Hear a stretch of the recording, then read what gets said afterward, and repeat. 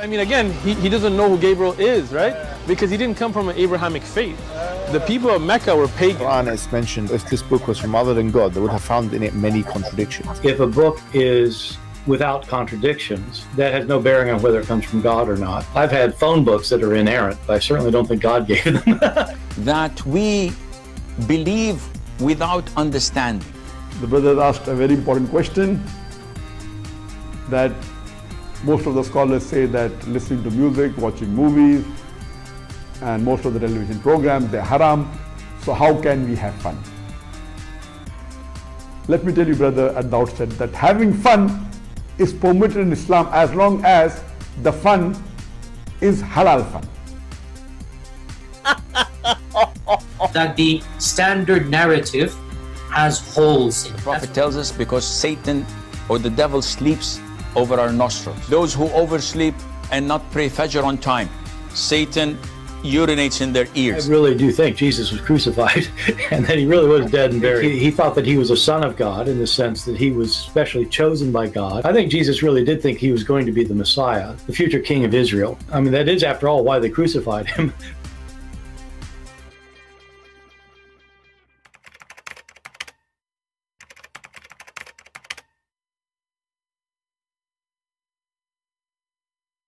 Hello everyone, and peace of Christ to all of you. Please invite your friends. And as you see, look like people did not take note. We mentioned before that we will go in a fixed day, twice a week, and we will do it once in Sunday morning and once on Wednesday night. Morning my time, New York time, and night is New York time too. So like, as you see now, I look, there's nobody really. I mean, a few people here. But I said, let us do it. I was planning actually to start from the next week. But remember this from now on. Every Sunday morning, 10:30 New York time, 10:30 New York time, we will be live. This is a fixed day, fixed time. And every Wednesday evening, 9 p.m. New York time. So you convert that to your time and you see what time it is. So for me right now is 9:41. Look at your watch. That's mean you have to go back 41 or 42 minutes on time. And this would be our time every Wednesday. Now, Wednesday for me is going to be Thursday for some people, right? Like those who live in Indonesia, etc. So if you're in Indonesia, then you make in your mind every Thursday, my time is Wednesday, your time is going to be Thursday. Just, fix your timing. Now, today, as you see, we have a question which no Christian can answer. It's a very hard question. And the Muslim, they keep posting this question all over, and no Christian can answer it. What is this question? And why the Christian cannot answer it? Why it's so difficult? Brother, it's so difficult. Actually, it's a scary question. So, the Muhammadan, there are people who, like, the parrot, it's a bird who repeats things without even knowing what he is saying. This is exactly our problem with the Muhammadan. They heard somebody saying that, they repeat what that person said. And now I will give you the question which no Christian can answer. It's very difficult. It's a very, very, very, very bad. Before I start, actually, I want to say thank you for those who did donate to the Ukrainian account, not my account, remember, Ukrainian charity group.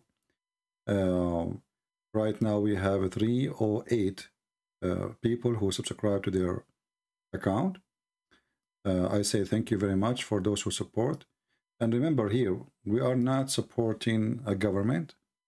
Actually, if you ask me, I believe the president of Ukraine is an idiot. I respect him only because he did not run, in war. But I believe all presidents in the world are idiots. And the one in Biden is an idiot, and Putin is an idiot.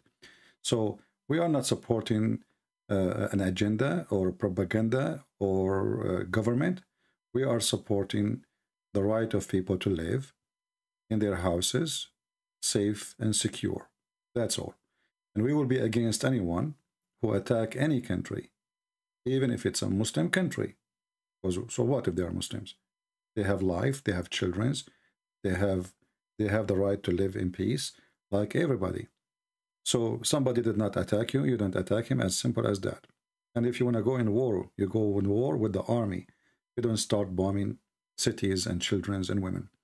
So I want to say thank you for all those who support the church in this organization, which is, you know, present many churches, who they are working to help the poor and the needy. I really appreciate your help. Now we go to our topic, the question which no Christian can answer. And this question you will see every day posted by the Muslims. You know, the Muhammadan, as usual, they are superior in intelligence, not like Christians or Jews or Hindus or Buddhists. They are different. You know? They are from high ground. And because they are from high ground and their God is special, you know, special, very special, they have their own way of understanding things and seeing things. So the Muhammadan who come always and they pose the question, so everybody can see it. The Muhammadan, he said, his name Al-Dird Tawasil. Al-Dird Tawasil. He said, how true is that? 1 + 1 + 1 can be a one true God? Let us zoom in and see how funny the Christians believe is. How true is that? 1 + 1 + 1 equal that, can it be one God? Ha ha ha ha ha ha. You know, here you see the stupidity of the Muhammadan. They present for me the stupid Muhammad too by their statement. Because in one hand, the Muslim, they say, Allah is capable of everything. Allah is almighty.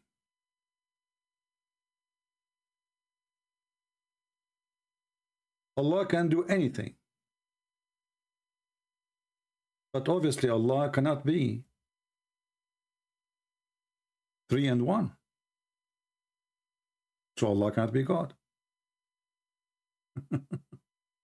So the question itself actually is not a question. It is telling you the reality of the stupidity of the cult of Muhammad. Because if God, aka Allah, supposedly, he is God, and the Muslim, they call him, the Almighty God. You ask the Muslim, what Almighty mean? Oh, he can do everything. There is no limitation for him what he can do. There is no etc. No, you're actually, the question in front of us, telling us that you are actually questioning what God can be. And here you see the hypocrisy of this garbage cult.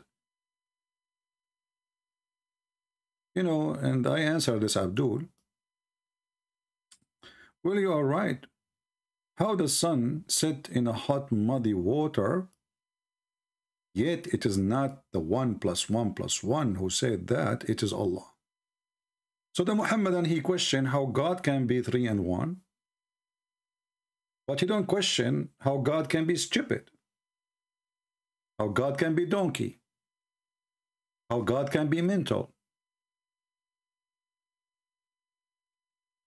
And here you ask yourself, do Muslims even really believe in God? Obviously they don't. Because if they believe in God, then nobody can tell God what he can be and what he can be not.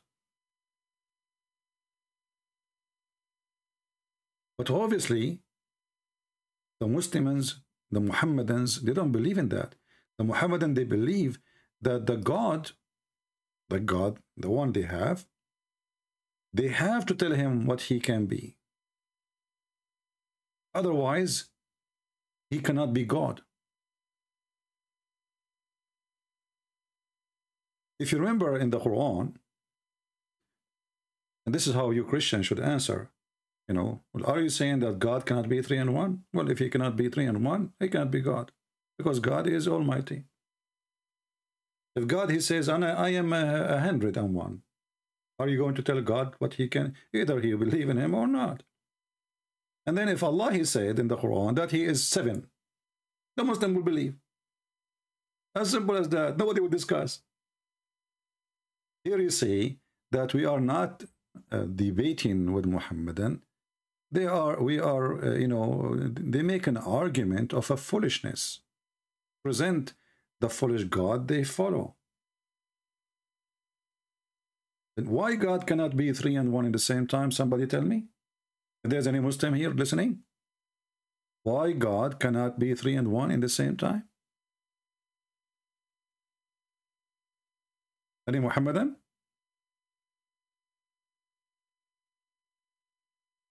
They cannot answer. If there is any Muhammadan would like to call me, I would open my Skype and I will take your call. In case there is, actually, let me open my Skype in case we have a Muslim would like to join us, a Muhammadan. You know, maybe he have a way to explain to us why their God cannot be 3 and 1. What is the problem exactly? My God, he can, because he's almighty. Obviously, your God, he cannot, for he is not almighty. So this argument actually is going to be used for our benefit, not for yours. For the true God is the one who can do what nobody can do. It is impossible for you, impossible for her, impossible for him, simply because they are not God. But for us, you know, we believe in God.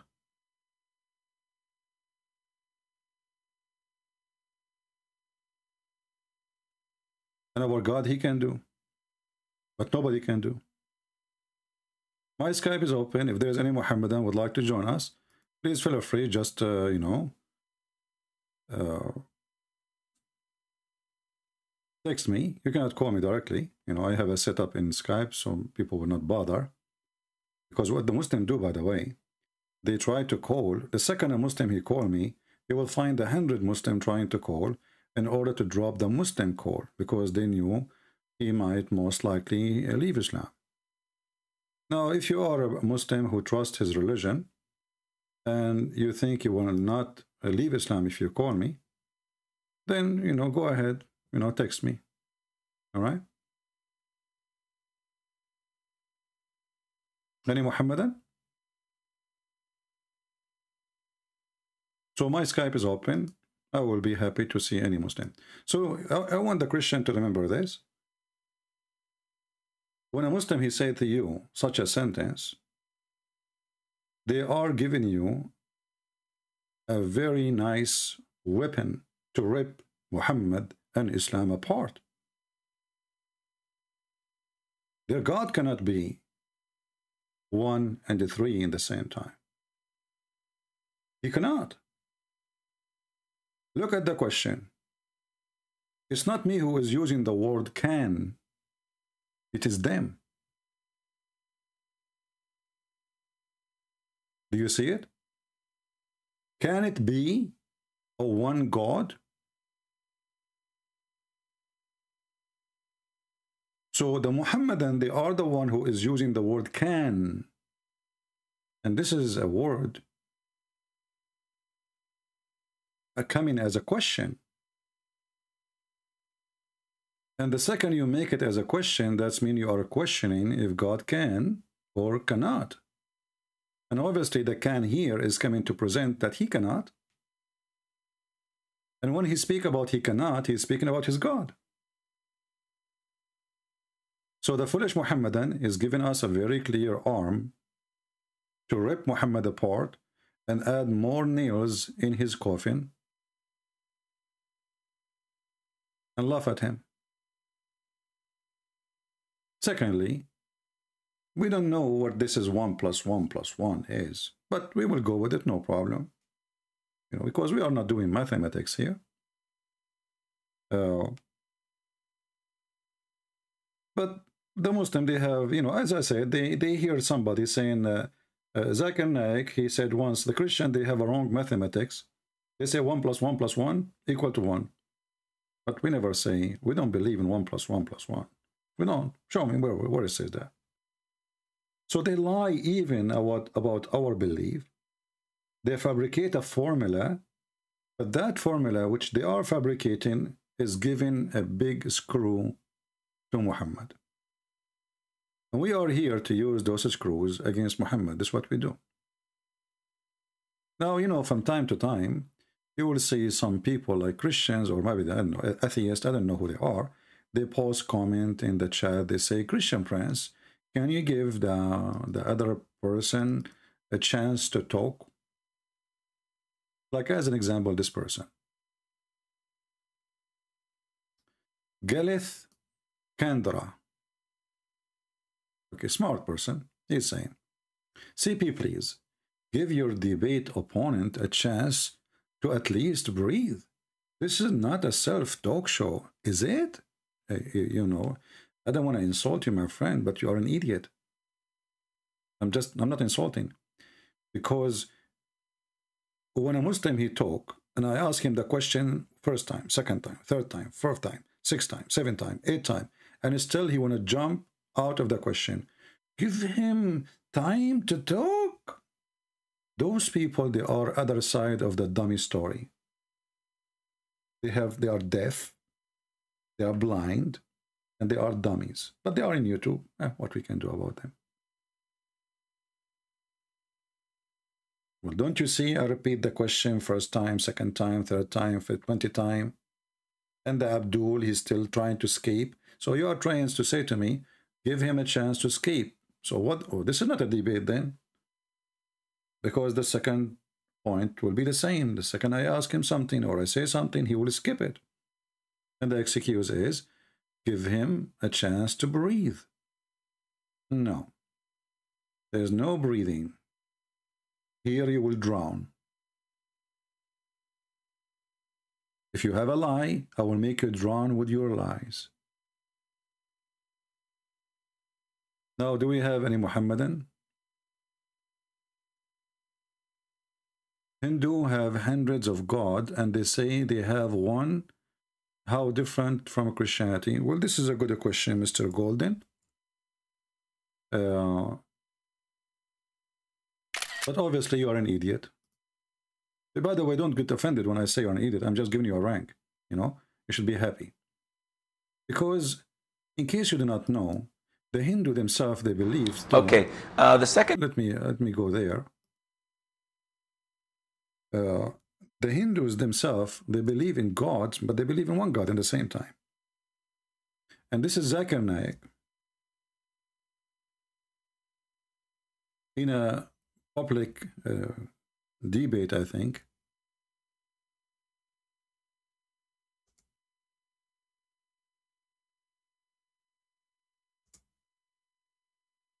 he said that we and Hindus,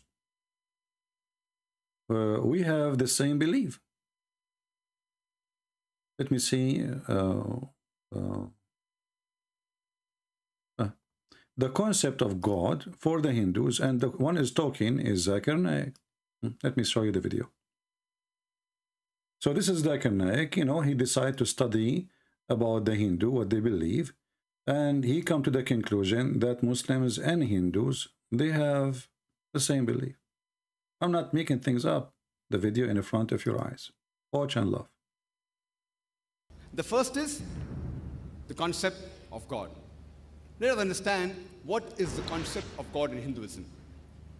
If you ask a common Hindu that how many gods does he believe in, some may say 3, some may say 10, some may say 100, some may say 1,000, while others may say 33 crores, 330 million.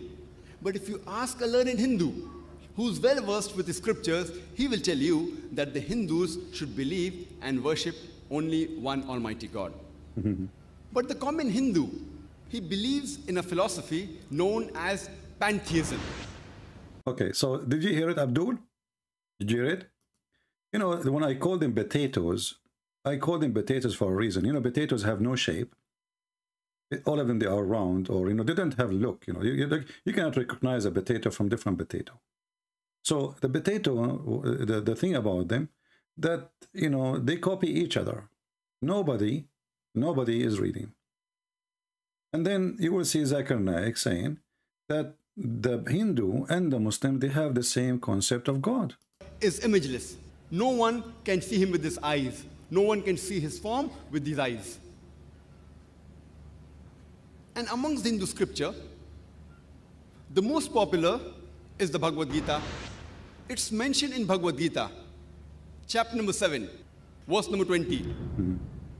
All those whose intelligence has been stolen by material desires, they worship demigods. Bhagavad Gita chapter. Anyway, the video is long, and he is explaining that we and Muslims and Hindus, we have the same concept of God.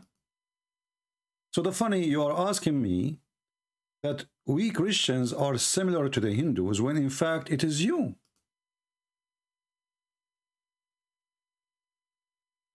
People, do you see the stupidity? In fact, it is you who have the same concept of God. We don't share anything with the Hindus. And this is your potato, Zakir Naik. He is quoting for you verse by verse from Hindu books to show you that you Muslims and Hindus share one concept of God.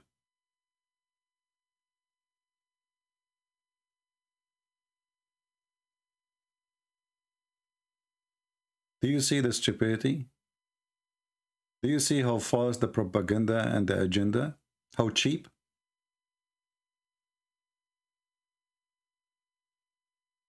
Very cheap. So the Hindus who have 35 million God or 300 million God, whatever it is, we find that they are sharing a lot of things with the Muslims. And this is Zakir Naik saying that to you, not me. Just search for the concept of God in Hinduism. Dr. Zakir Naik, there's tons of videos. This is not my videos. I have nothing to do with it, as you see. Concept of God, Hinduism. Concept of God, Hinduism, according to Bhagavad Gita. Concept of God, concept of God, concept of God. As you see, look how many times.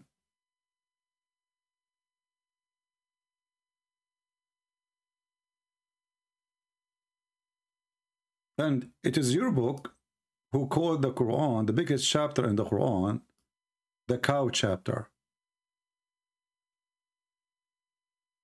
So I find it really funny how those Muhammadan always they come with reasoning, which is not a reasoning, you know. When they want, they share everything with the Hindus. When they want, they share nothing. Depend on the propaganda. Depend on the propaganda. Now we have our Skype open in case there is any Muhammadan would like to join us. You know, so we can laugh at this religion. Or maybe you will make us laugh. Anyone? My friend, we don't care now how many gods in the Hindu, but this is Zakir Naik. He is explaining that the Muslims and the Hindu, they believe in the same God. And the Upanishad. It's mentioned in the Chandogya Upanishad, chapter number 6, section number 2, verse number 1. Ekam evidityam.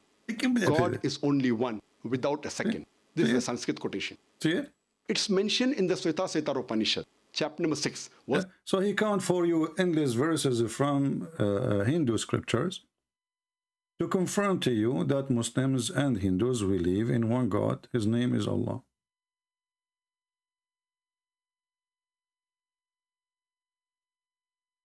What say you, Muslims? They are so quiet. So when a Muhammadan, he say to us, how God can be 1 + 1 + 1, first of all, we don't believe in such a thing. But anyway, we will go with your garbage, because this is your claim, not our belief. You know, the answer is very simple. God, he can be as he wish. Nobody can tell God what he is. Unless you are the one who created him, and you are the one who designed him. Or maybe you need to redesign him too. Here you notice the stupidity of this cult, how they think, and how when you follow a dummy person illiterate, as Muslim they call him, you become illiterate too. Because illiteracy is not about not to read and write. Actually, the Quran never said that illiteracy is about not to read and write, but they are dummy. If you go in the Quran, you will see that illiteracy is the one who don't have a book of God. Those dummies who don't even know how to read their book, they say to you that the Prophet is illiterate because the Quran says he's illiterate. The Quran never said Muhammad do not know how to read. The Quran make it so clear that the one who cannot, or he's the one who is illiterate, is the one who don't have a book, not the one who cannot read. But how you can explain to somebody, you don't listen. His book make it so clear, and then somebody, his name is a Christian prince, will come and spank them to show them how dummy they are. Read with me. This is the chapter of the cow, the Hindu chapter, verse number 78. And there are among them illiterate who know not the book. Do you see it? This is the situation of all Muhammadan. They are illiterate. They do not know their book, and they do not know our book. Very simple. You know, when they asked Zakir Naik, well, you said that if you find me one verse in the Bible that Jesus saying I am God, I will become a Christian. That's what he said, Zakir Naik, you know. And they gave him the question where Jesus said in John 10, Jesus said, me and the Father is one. But Zakir Naik, you can explain it very easy. Please explain this verse of the Bible, John 10:30. I and my Father are one. My Christian friends say that here in the Bible, Jesus, peace be upon him, is claiming divinity. So now Zakir Naik, you see, because he's smart, he can explain to you what nobody can understand. The Christian can understand the verse, but Zakir Naik can understand very well. And this verse, according to Zakir Naik, Jesus is not saying that he's God. No. I don't want to waste your time, you know.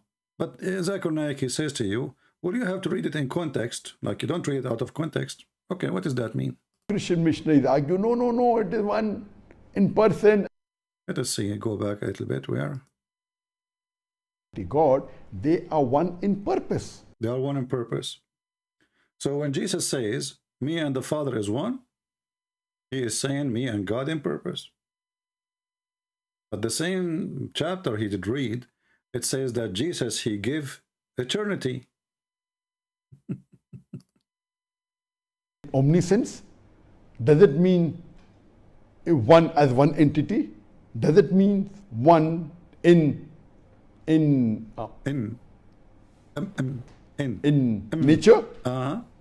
Here, when Jesus Christ, peace be, says, I and my Father are one, it means one in purpose. So can you say yourself, Zakir Naik, you and Allah is one?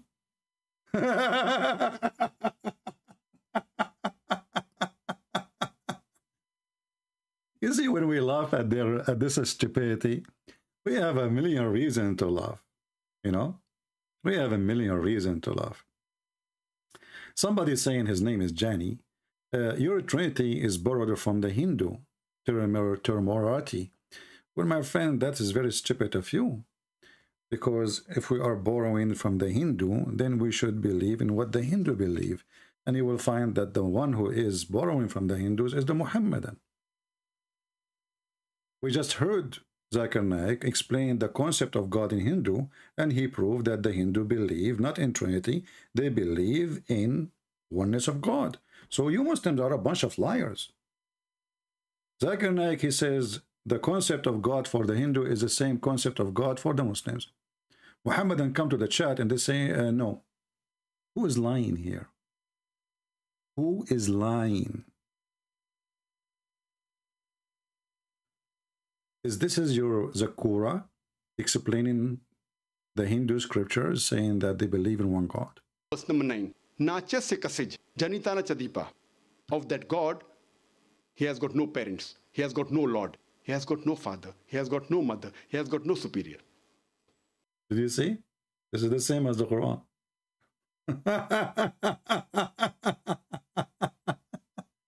Who is the one who borrowed from the Hindus?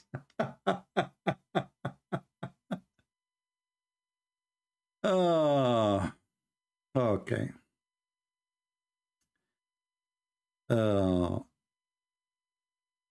You know, when Muhammadan they cry,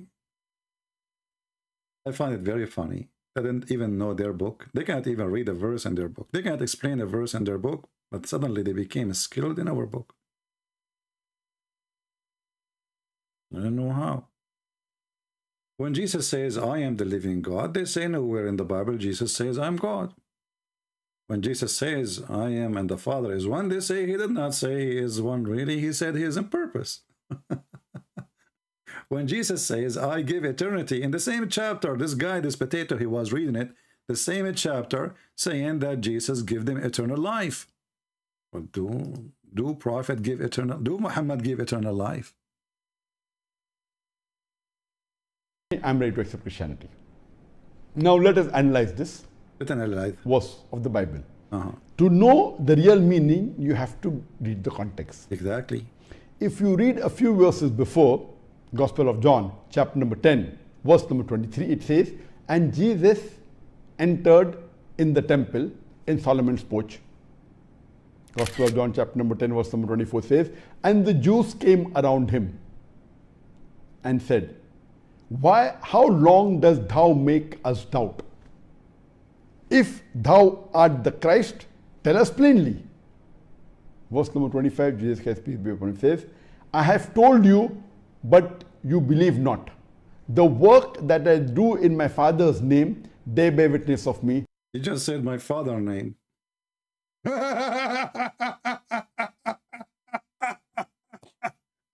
Jesus, he did not claim.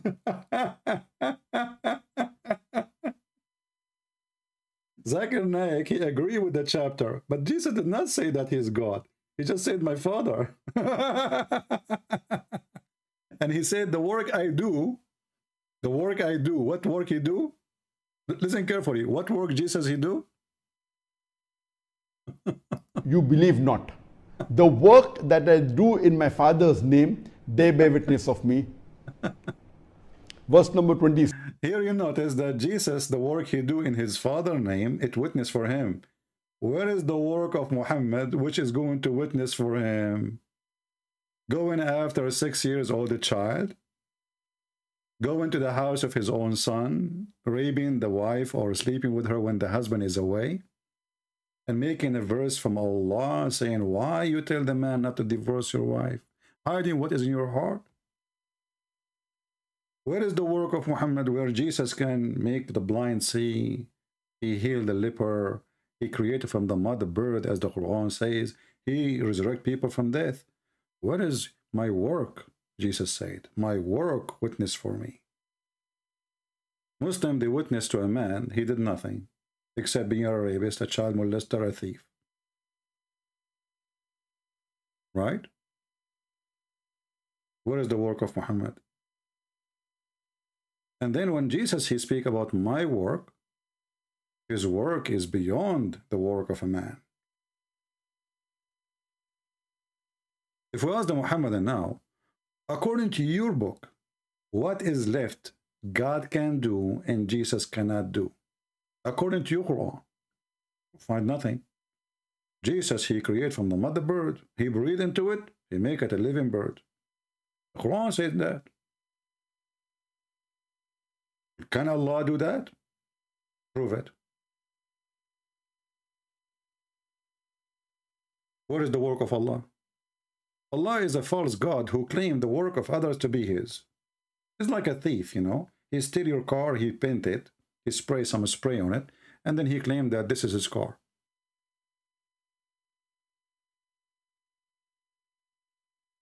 Now, if you are a Muhammadan, call us. Text me and I will call you, because we need to laugh. Verse number 27. My sheep, they hear me. I know them, and they follow me. You see, Jesus here, he speak about a human being They called him my sheep, and he is the shepherd. That is a language of the whole Almighty God. Because if he is a human like us, and we are a human like him, well, how we are sheep then? What does that mean? How we can be sheep? Is that to insult? No. Sheep here present the dignity, like sheep, like honest, honest, very honest animal, right? Like you take him to slaughter him, and he is like a dove, beautiful animal. There's millions of dogs, nobody killed them. And there's hundreds of millions of sheep, you kill them. But the sheep never over and never been disconnected. Why? Because there's a blessing for them. So here you notice that Jesus is speaking from above. This is why Jesus said, I am from above, you are from below. How a Muslim can explain that? He will drink some camel urine and he will give it any meaning he wants. I am from above, you are from below. And then he will see that Zakir Naik, he will come to the conclusion where it says that Jesus, he gave eternal life. Verse number 28. I give them eternal life. They shall not perish. No man. Do you see it? Who gave eternal life? Did he say God will give them eternal life? No, he said, I give them eternal life. And the stupid people, they say to you, well, Jesus said, I'm God. I mean, can you imagine the stupidity? You just did read a verse, Jesus saying, I give them eternal life, you donkey. And then you say to us, where Jesus says, I am God? Can Muhammad give eternal life? Muslims, can Muhammad give eternal life?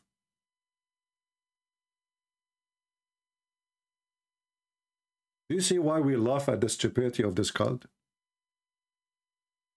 We have a comment here from a Muhammadan. You know, Muhammadan, when they make comment, I don't know, I think, you know, the Muslim, they might accuse me that I paid those people to make those comments because their comment is showing how stupid they are. Jesus of the Quran and the Bible could not even achieve what Moses and Muhammad achieved. Okay? In their lifetime, how can you ever even try to compare Jesus with Allah? SWT, SWT, which means stupid, widespread TS disease. Abdul, you stupid. You are saying to me that Jesus could not accomplish what Muhammad and Moses accomplished, you stupid donkey. Isn't it Jesus right now is alive?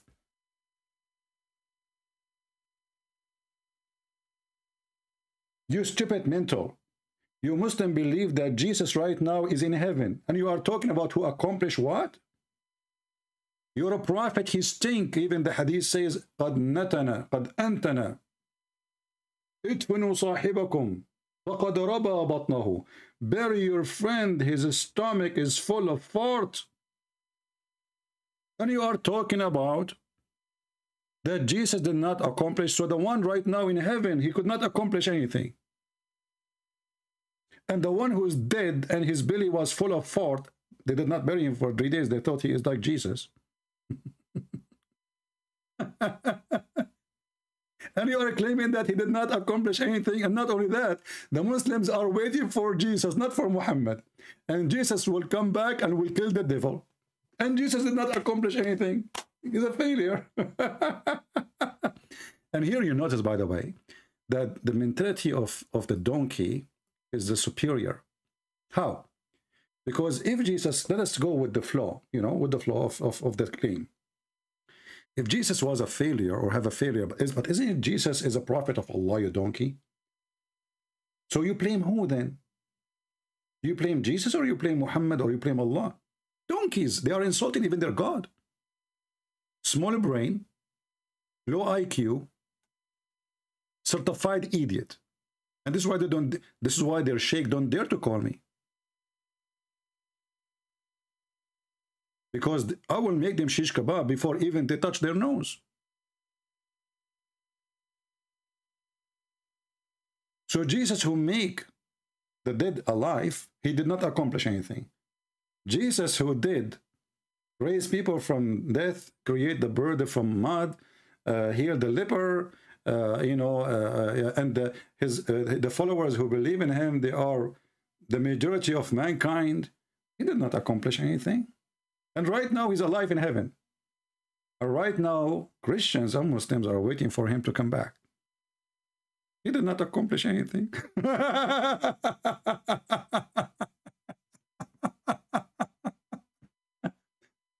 You know, I told you many times, I love the Chinese wisdom. When they said he left as a donkey, he never came back as a horse. That is your prophet. And you are just copying what your prophet's saying.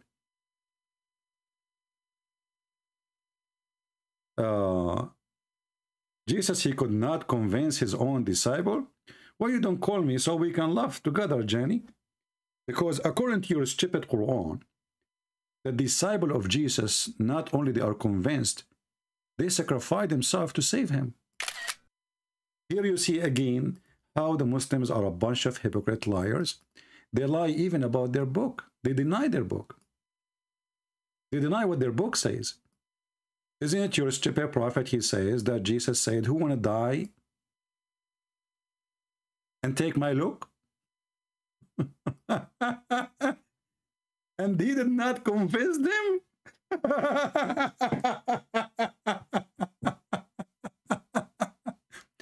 My friend, and if you talk about convincing, who convinced who, do you want me to show you the hadiths? Many tons of them. The Muslims are laughing at Muhammad, and even Umar ibn al-Khattab. He said, قَدْ هَجَرَ الرَّسُولُ, which means he become crazy.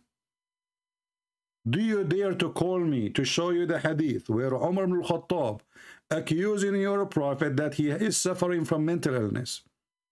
Do you want me to show you the Quran saying that Muhammad could not even convince his wives and he needed the support of Allah and the angels and Jibreel and Al-Qaeda and ISIS and every single angel against two women?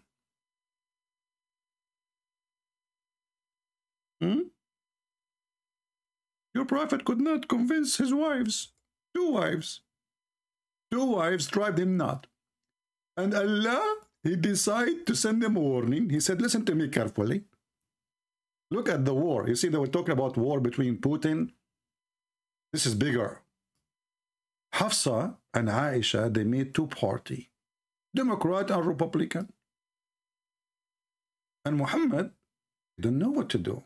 Nancy Pelosi is there. So Muhammad, he gave a ring to Allah. You know, I mean, who is going to help Muhammad beside Allah? Who is the best helper for Muhammad? Especially when you have two women, they are 5 foot tall and their nails is so long. So Muhammad, he sent like a rescue call to Allah. And you know, for sure, he have to use a special kind of coding because he is worried about Christian Prince and the genie is spying at his call.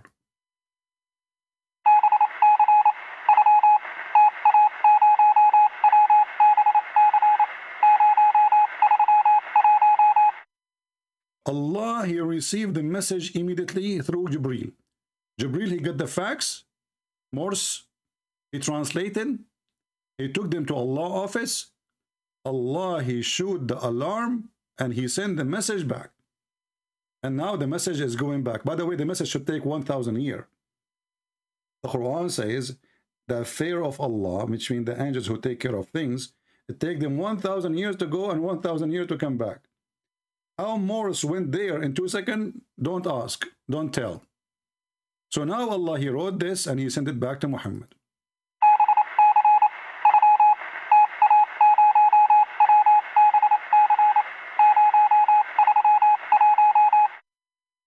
And Muhammad, he received the good news.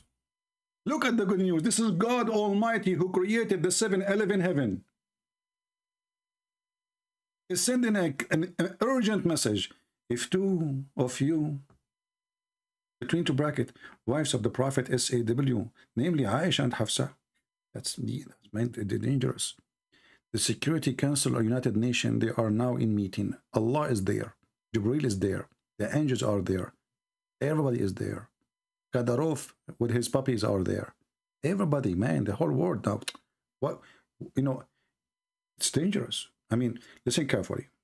I told you before, I am still single. I mean, you don't blame me. Look what happened to Muhammad. I'm learning from him. He's my best model. 2 women, they scared the hell of Muhammad. Allah, look who is going to help him. If 2 of you, okay, the wives of Allah Prophet, turn into repentance to Allah, it's better for you. Your heart indeed is inclined to oppose the Prophet of Allah, S-A-A-W. They are opposing Allah Prophet? You must be kidding me. Like, what the heck? How in the world they do that? Christian Prince, first of all, Zakir Naik, how in the world you enter the live broadcast without even calling me or ringing? How you do that? Christian Prince, Allah support me. And he sent me a method by Harut and Marut. Harut and Marut. The Muslim who speak about the logic, how 1 can +1 + 1 + 1, which is not our belief anyway, can be 1 God. They believe in Harut and Marut. I mean, do you see how much there are people who speak, they believe in how cannot? Harut and Marut, they teach magic to cause divorce. By the way, there's one of you, he made me upset in the chat. I did Harut and Marut for him, and guess what? He's filing now for divorce. Guaranteed, you know? Took me just 5 minutes. I like shita. Shita is like, you know, it's not shita like the, you know, the thing in the zoo. No. This is different shita. This is Harut and Marut words, you know. Shita, shita, you know, cow, how, meow. And then you go and divorce, shish kebab, hummus. So now Muhammad is in a fight with 2 wives, and Muslim says that Jesus could not do anything, you know. Hey, Jenny, just go, man. You're just a kid. I have no time for your stupid comment. You're a certified donkey. So as you see here, the Muslim don't question how in the world we have a God. And the Muslim, they say he can say B is going to be. And then he is sending a message, a threat, to 2 females have 4 boobs and long nails, threatening them that Muhammad is not alone. Okay, who is beside Muhammad? Read carefully. But if you help one another against him, then verily Allah is his Mawla. Mawla meaning mule, you know? Because Muhammad, he used Allah as a mule, he ride him. Any problem Muhammad he have, he used Allah immediately. And we know that this verse made by Muhammad. He gave up, he did not know what to do with those women. This is how good he is. So he said, let me make a verse saying that Allah said that, and that's it. Allah said that. The mule Allah. So, verily Allah is his Mawla, between 2 brackets, is Lord or Master or Protector or etc. By the way, etc. is a new name of Allah, as you see. The Muslim now is explaining what Mawla mean, etc. So put that additional to the 99 names which mean nothing and they are funny, etc. And Jibreel, so it's not enough Allah is supporting Muhammad. No, the fight is big, man. Are you kidding me? I mean, women are scary, I'm telling you. Never fight with a woman. Either she would give you a heart attack or she would take your credit card, you know, and the second she take it, that's it, say bye-bye, you know, like your salary is gone, you know, hello, see you. You know, she call you honey until she take the credit card. After that, like, why you are calling me? Are you doing shopping? Yes, I did not do shopping yet. Because the credit card now is with her, you know. So Muhammad is in trouble now. He don't know what to do. So Allah is enough? No. And Jibreel, like, what the heck? Jibreel is coming too? Yes, because the fight is so big. He have 600 wings, Prophet Muhammad said. But look like the wings of Jibreel, they don't even make a barbecue in front of those 2 women. Because as you see, Allah and Jibreel is not enough. And every righteous among the believer, what the heck? Al-Qaeda, ISIS, Kadyrov, Putin, all of them, everybody. And is that enough? No. The fight is so big. And furthermore, the angels. And then they say to us how God can be 3 and 1.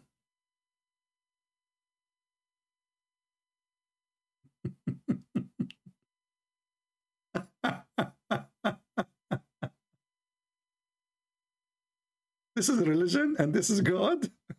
Well, my God, he can be 3 and 1. Your God, he cannot. Your God is a handicap, with my respect to handicapped people. He cannot. My God, he can. You got a problem, Muslims. Your God cannot. Is that my problem?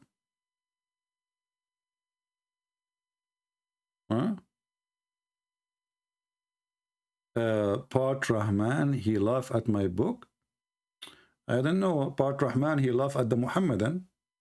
When they say to him that, that Allah in the Quran, he said that if a book is not from Allah, is going to have contradiction. But Rahman, which is a Borat, he said, well, this is stupid. This is have nothing to do if from God or not, because I have a phone book, has 0 contradiction, and is not made by God. We're pagan. Quran is mentioned, if this book was from other than God, they would have found in it many contradictions. If a book is without contradictions, that has no bearing on whether it comes from God or not. I've had phone books that are inerrant, but I certainly don't think God gave them. I mean, do you see how you can laugh at the logic of Allah in 2 seconds? The Muslim, they carry their verse around the world. If the book isn't from Allah, it's bound to have a contradiction. The guy, he throw tons of poo-poo over the clean. He said, you stupid idiot. What does this have to do with God being God or not? But I have a phone book, has 0 contradiction. Is it made by Allah or God? Donkeys. Muhammad is a donkey. Allah is a donkey. Prove me wrong. Because this is the logic of a donkey. And not only that, if we examine the contradiction of the Quran, we will find the whole Quran is a contradiction. And my Skype is open.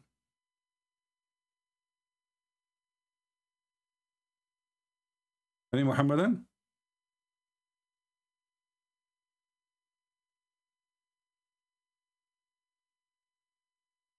Anyone?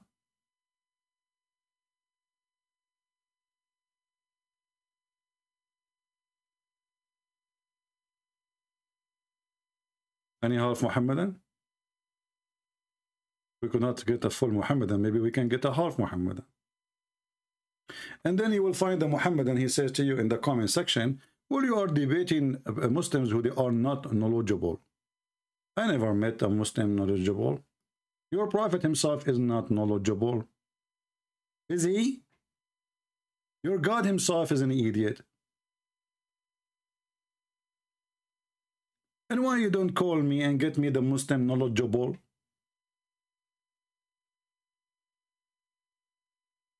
Anyone he will text me in Skype, I will block you unless you are a Muslim. Blocked. Don't tell me I want to help you, I want to translate your book. Don't text me there. Don't ask me how I can donate for you. Those are silly questions.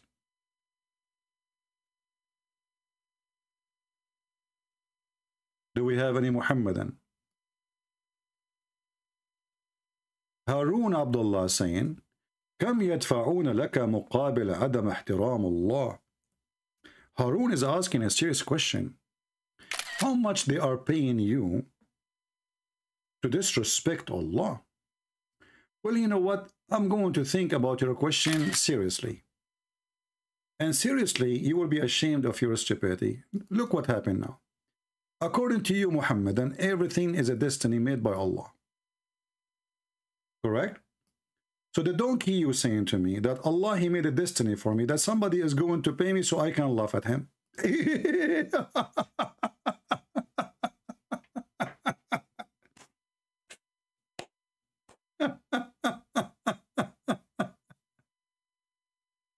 Isn't it everything bad happen by the permission of Allah? The Quran says so. Every bad thing happen is by the permission of Allah. So if a Christian prince is bad, well, it happened by the permission of Allah, and Allah, He made a destiny for somebody to pay me to laugh at Allah. This is how stupid your religion is. Are you laughing now? According to your stupid religion, Allah, He hires somebody to pay me so I can laugh at Allah. Perfect. Are you there, Abdul? And then you will see somebody coming and says, why you call them potatoes? I mean, give me a different name to call them. A potato is a delicious. They are not. And talking about pain, isn't it your prophet who refused to meet anyone without paying him first? As you see, people come here and people go, and they don't have to pay anything, you stupid donkey. You know the Muhammad, and they try to frame you, you know. This guy, like, how much they pay him, huh? How much they pay him? I mean, why did you pay me when you came here? Like the door, nobody opened the door for you until you pay, and then you can come in? Must be true then, brother. I don't know that. This is your prophet, you know. Your prophet, he says it clearly. You know, I'm not going to meet anyone unless you pay me first. And the funny is, the Muslim, they say, don't meet, if you want to meet your prophet, in a private consultation. Private what? Consultation. Look at how many verses. Hey, my friend, I just told people not to text me in Skype. Did you hear it? Even the one who said to me, I want to donate for you. He's seeking private consultation. I blocked him. Your prophet, he loves a private consultation, especially if it's a woman. Do you remember the story of the woman who came to him and she said to him, I see a water in my vagina? Your prophet right away. This is the only one she did not pay for the consultation. Are you there? Private consultation? What does that mean exactly? I mean, why you have to pay your prophet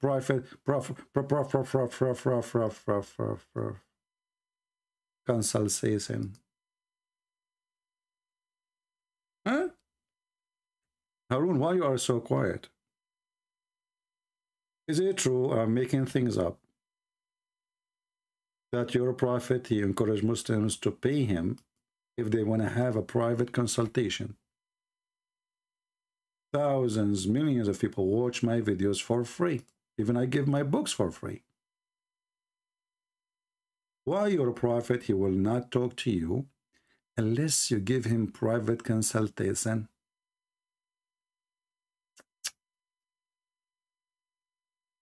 Okay, believer, who you believe? When you want to consult the messenger of Allah in private, send something. Go to Patreon.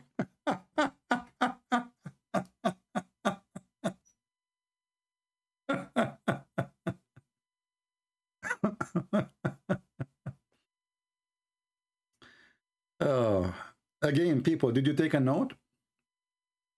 You see, if next Wednesday we have a low number of a view at this time, I will not go live again in Wednesday. And maybe I will cancel the whole time at night time. I thought to myself, I will make it at night time, in my time, so people in Asia, they can join us. But maybe it's not a good time, you know, to invite people. So we will tell you one more time. Every Sunday morning, and Sunday morning, which is going to be like, I don't know, your time, you know, I mean, Sunday morning in the New York time. Every Sunday morning, I think we decided to make it 10 per, let's see, hold on. Let me clean my screen, just to be sure. All right, because I have too many, you know, screenshot for the Abdul when they are smiling. Okay, every Sunday morning, 10:30 New York time, and every Wednesday, 9 p.m. New York time. So next Wednesday, if we notice that the number is not really good, then I will cancel the Wednesday, because obviously not many people is good for them. But we will keep the Sunday for sure. So take a note. If next Wednesday, well, not many here, we will change it. People go to church. Here is a church, my friend. Here is a church. You see, here what we do is not what the church is not doing. If the church is doing their job, I will not be here. If our church is doing their job, I will not be here.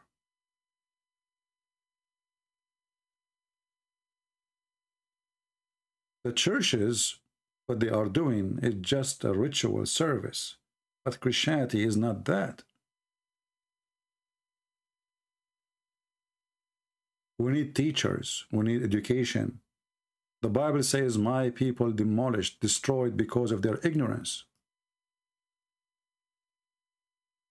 We do not need people who wave their hands to Jesus. Jesus says, go to your closet and pray.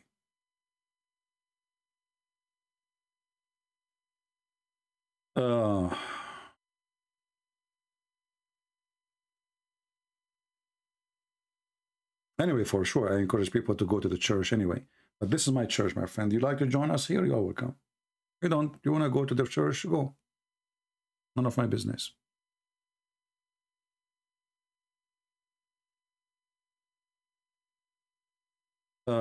We also need the gospel, not only Islam talking. Yeah, this is true. But here, when we answer the Muhammadan, we answer your questions about the gospel too. Because Muslims, they make a claim, and we get them busted. That's what we just did now.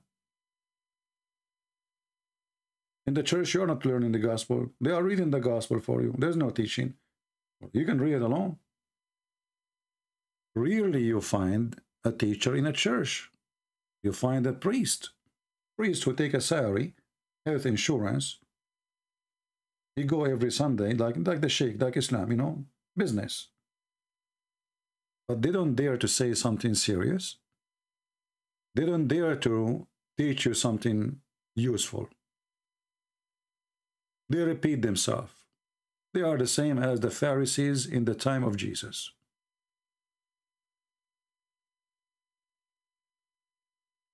But if there is a church where the priest is a good man and he teach, that's wonderful.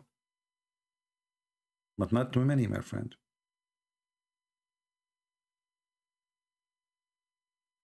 And anyway, who is telling you not to go to church? I mean, there is churches open Sunday, Saturday, Friday, and Sunday is a long day. Always there is more than one service. And my friend, please don't come here. Go to the church. God bless you. Pray for me in the church. Are you happy? Don't complain.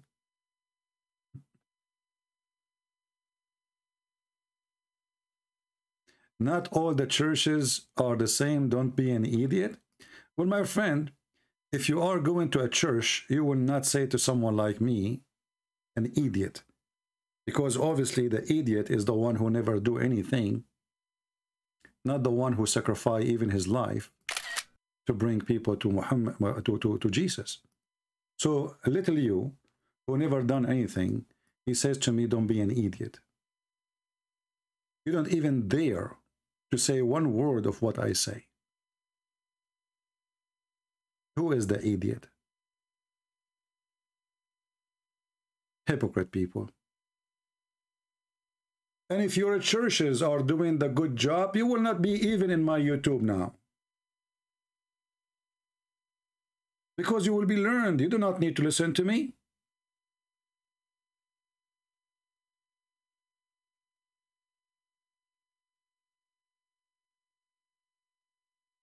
They are not doing their work. They are just a priest, like any religion. Stand up, sit down, give donation, wave your hand to Jesus. Thank you very much, shake hands, drink coffee. The same as the Muhammadan.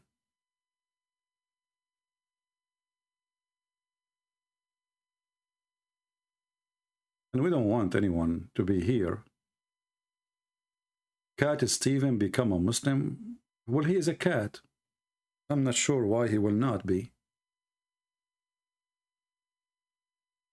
The favorite companion of Islam is Abu Hurairah, the father of the cats.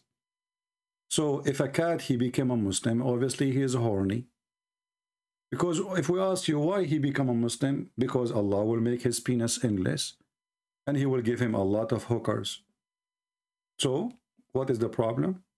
He is a cat, he is horny, and he is thinking about his balls. May Allah bless your balls too. However, if you have a real balls, you can text me in Skype and let us have a conversation.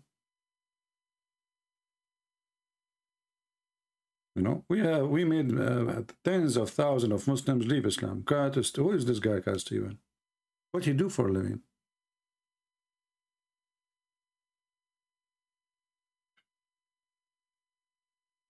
If he sit with me in two minutes, he will leave Islam, trust me. Bring him.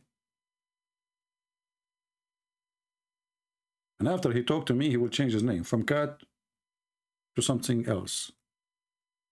Now, do we have any Muhammadan he dare really to join us and talk to us?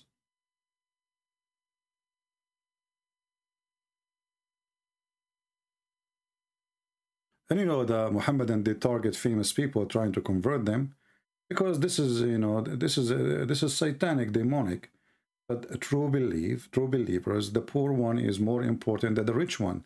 But they target the rich and the famous because this is satanic cult.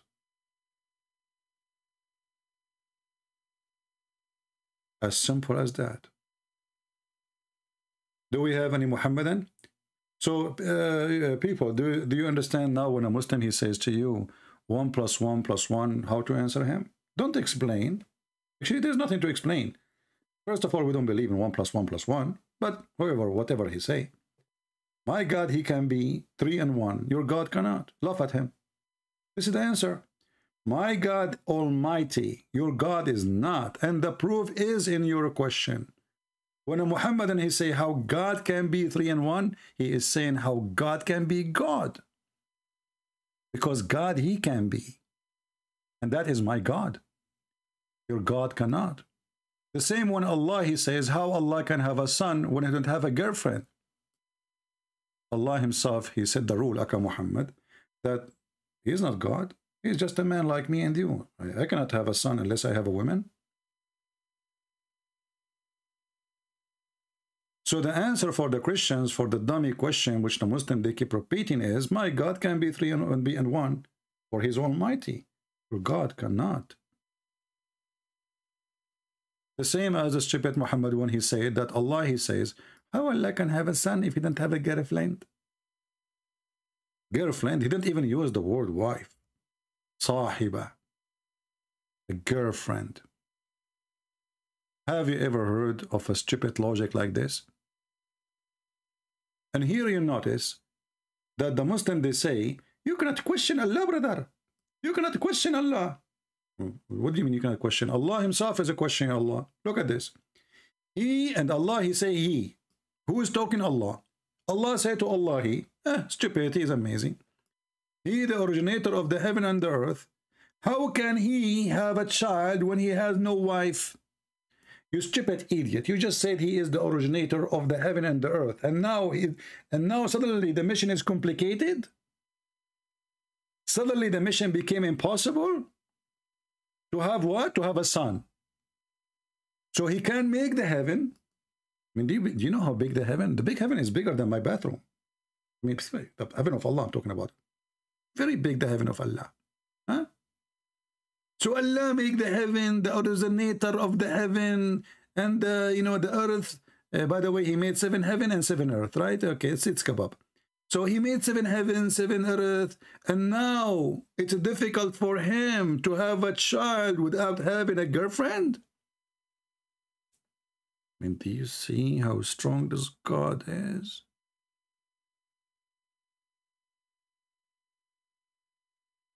Any answer from the Muhammadan?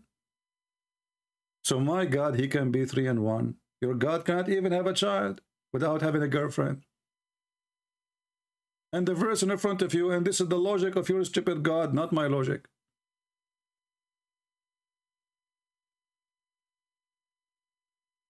It is the polite of talking to oneself. Ah, polite. Yeah, this is a polite. Yeah, guys, it is he, I'm talking about myself now, because I want to be polite. So from now on, I will be polite. From now on, I want to be polite. I mean, do you see how those people try to cover the ass of Allah with duct tape?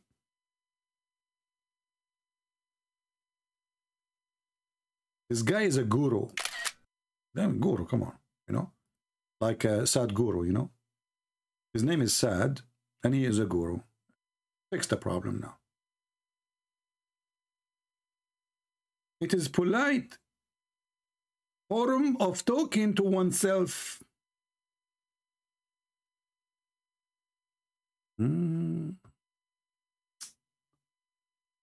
now on, when I speak about myself, I want to say it is he.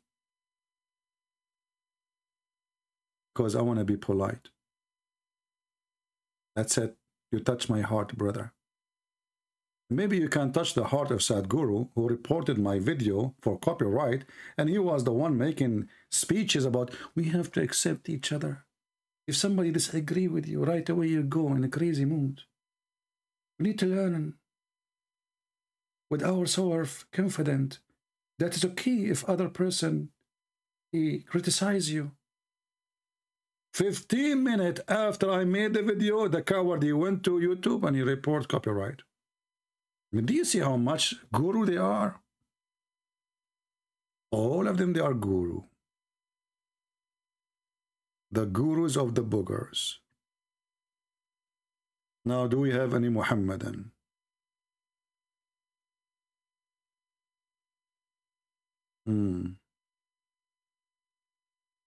Would you consider going live in TikTok? My friend, I prefer to go dead in TikTok. What is the name? Is scary. TikTok.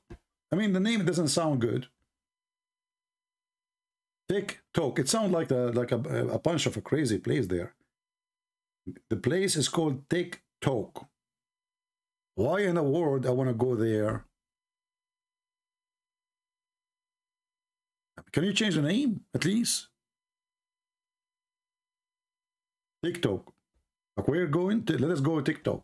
Okay. I mean the word, and the other guy he called his Facebook. Why don't call it Assbook? I mean their names is stupid. I don't know where they got those names from. Facebook, Assbook, TikTok, you name it. And the word is going crazy. What is TikTok? I install it for 5 seconds and I delete it. Women shaking their ass and women shaking their boobs. What this TikTok is about? You should not allow even your children to have it in their phone. It is nothing but filth and madness. I mean, I download the, they told me go TikTok. I said, let's see what this TikTok is. Right away, I downloaded the app. Right away, a woman with big boobs is shaking them, and she turned her ass and starts shaking it. And I was saying, like, what the heck? Is that how it tick and talk there? We did not start talking yet.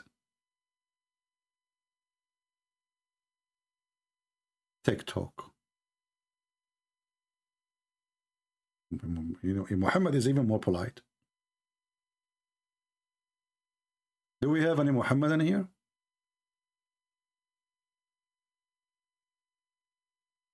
You don't think Muhammad, he can save me? Well, your prophet cannot save himself, my friend. I can show it to you.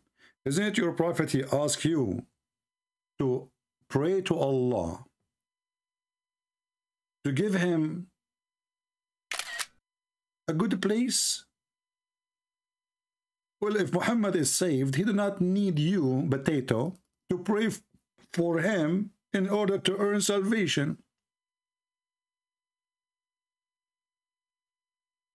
Didn't you Muslim, you say, Sallallahu ala Muhammad, Allahumma ba'athahu makaman mahmuda. What the heck is that? So you are praying to Allah, may He take him to heaven. And look, when your God Allah, He spoke to Muhammad, look what He said to them. Don't love, by the way. Respect your Quran. Come on. I mean, come on, you're an adult, mature. I mean, you are 6 years old, aren't you? Because according to Islam, if you are 6 years old, you have 2 nipples and you are mature. Look what happened here. Allah, He decided to tell Muhammad about his sin. Okay? So Allah said to Muhammad, may Allah forgive your sin. And you are telling me that Allah cannot, Muhammad cannot save me? Even his God is not sure if he can forgive his sin or not. He's asking different gods, saying, may Allah forgive your sin. It's a wish. Do you know what wish is? Let me tell you what wish is. Shh. Wish. Wish.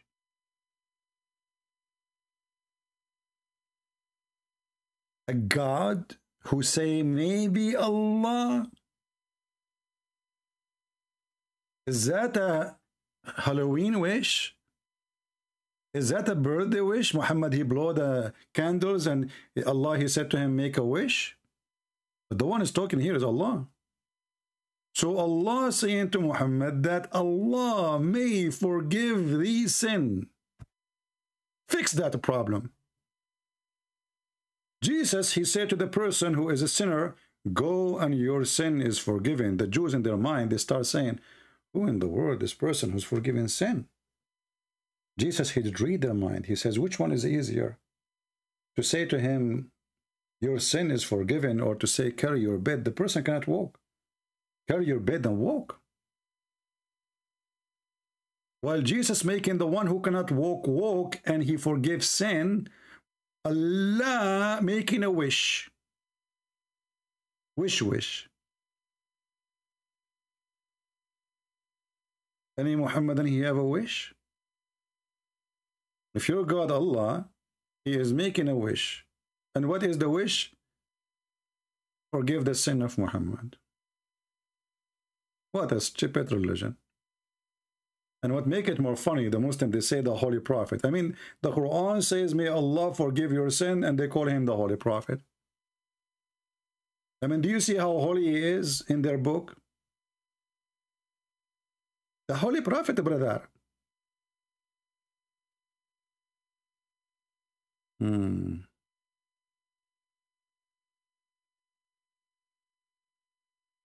Do we have any Muhammadan here who would like to? Look, it's really dry here. I don't know.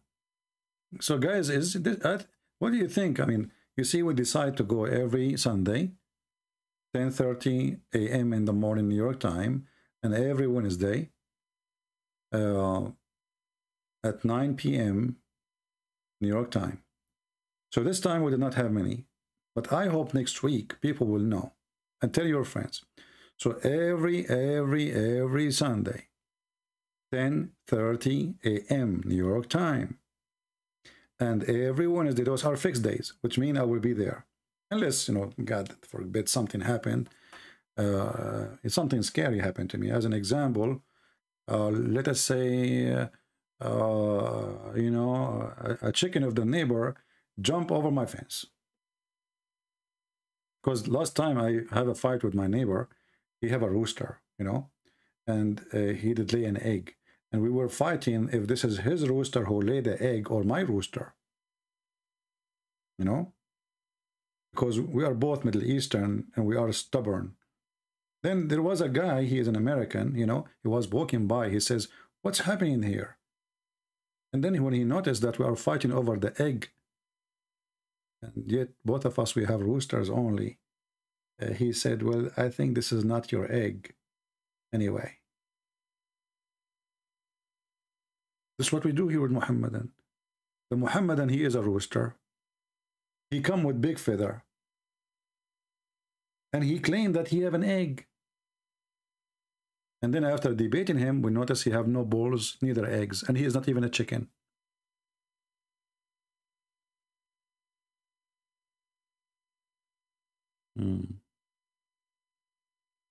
Any more? Any rooster? And by the way, Muhammad, he have a special place for rooster. He said, don't curse the rooster. Oh, look, what the heck? Why we don't curse? Because they wake up to people to pray. Why in the world anyone is cursing the rooster? I don't know.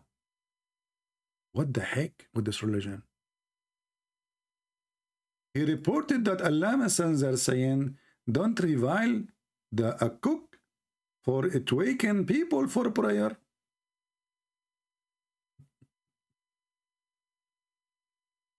Okay. My friend, the same happened with the mosquito. She don't let you even sleep. And actually, even Muhammad, he have a hadith about the lice. He said, don't curse the lice, for they woke up a prophet to pray. Let me see if I can find the hadith. Hold on.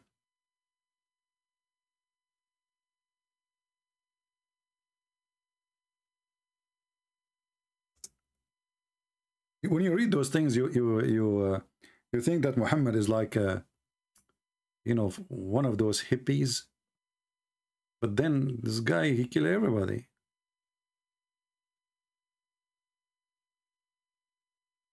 Don't say the F-U to the Baruth. Have you ever heard of a prophet like this? Why? Because he sting the prophet. I cannot find it here in English. Let us see. I'm trying to find the hadith in English.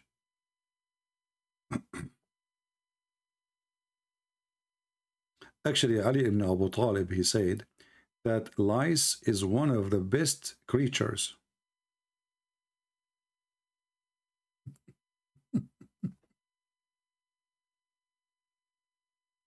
I cannot find it in the translation. Let us see it from one place.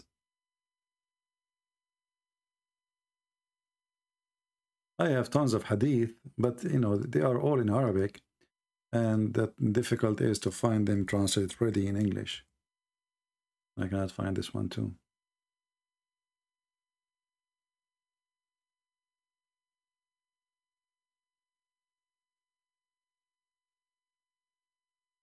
If we could not find it in English, we have to use Google translation. Oh, here, okay. Finally, we find one. Oh, this is Da'if, brother.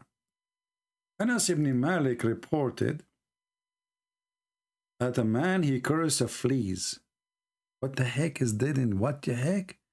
He cursed a fleas in the presence of the Prophet, may Allah bless him and grant him peace.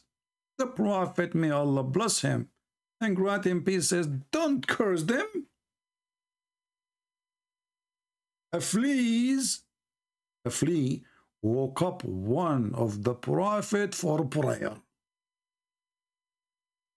Who can fix this problem? So Muhammad is getting upset for cursing a flea, but he cursed people, he killed people, he raped people. But don't curse a flea. Do you know how harmful the fleas are and how many diseases they can spread? This is a blessed flea.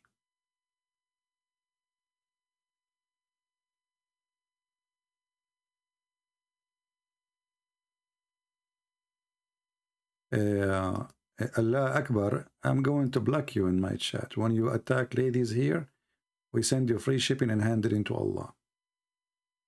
Coward son of Mut'ah.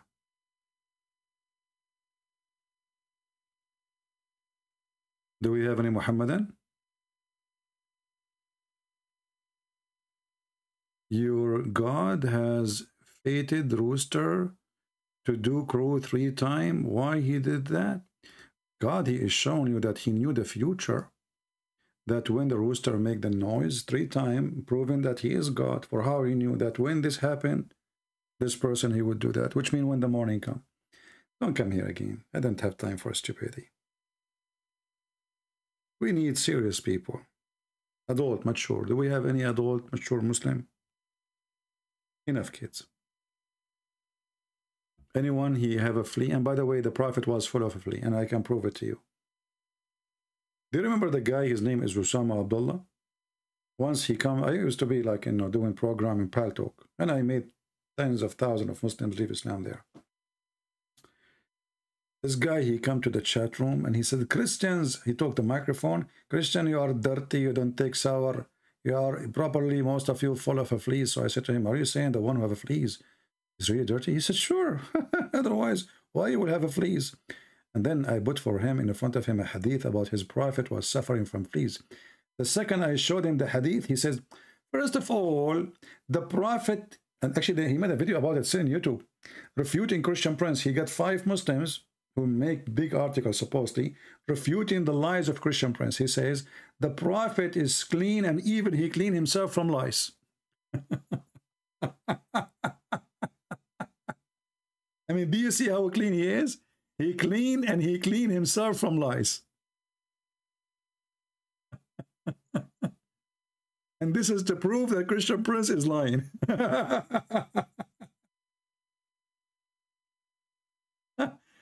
All right, well, I have to go and clean myself from lies because I'm so clean. You know, what you can do about it? I mean, obviously, you're so clean. Anyway, I think it's time to go. Not too many people here. I thought we will have many. Again, guys, take a note, please. Every Wednesday. But if next Wednesday we did not have enough people here, I will cancel Wednesday. You know, every Sunday morning, 10:30 a.m. Sunday, every Sunday. 10:30 a.m. Take a note. When I say Sunday, 10:30 a.m. in New York time. So you convert that to your time, depend on your city, your town, wherever you live. And every Wednesday night, my time, 9 p.m. New York time. Sunday is going to be fixed for now, because I think this is a good time for everybody. But if next Wednesday we did not get enough people here, I will cancel it and make it a free boxing time, which means we don't know when. All right? So I want to say thank you. I don't have to go, but you don't bring me customers. Where is the customers? You stand in the stage and there's no boxing. You know? Secondly, my friend, Allah, he told me, may Allah forgive your sin. And this alone make me dizzy. I will spend the night think about it. Allah saying he may forgive. May Allah forgive. Who's talking? Allah. Okay. Allah saying, may Allah forgive your sin. Fix this problem for me. Okay? Just try to fix it. There's a God who say to God that may God forgive your sin. If you don't have a cross eyes until now, soon you will, if you keep reading this verse. You know? May Allah, that Allah may forgive thee sin. I'm getting dizzy. No one can fix this. No one. And the funny, they say to you, the Quran is the amazing book of literature. Letter what? Letter, look. We have given Muhammad a signal victory. Okay. Because we give him victory, we say, may Allah that Allah may forgive your sin.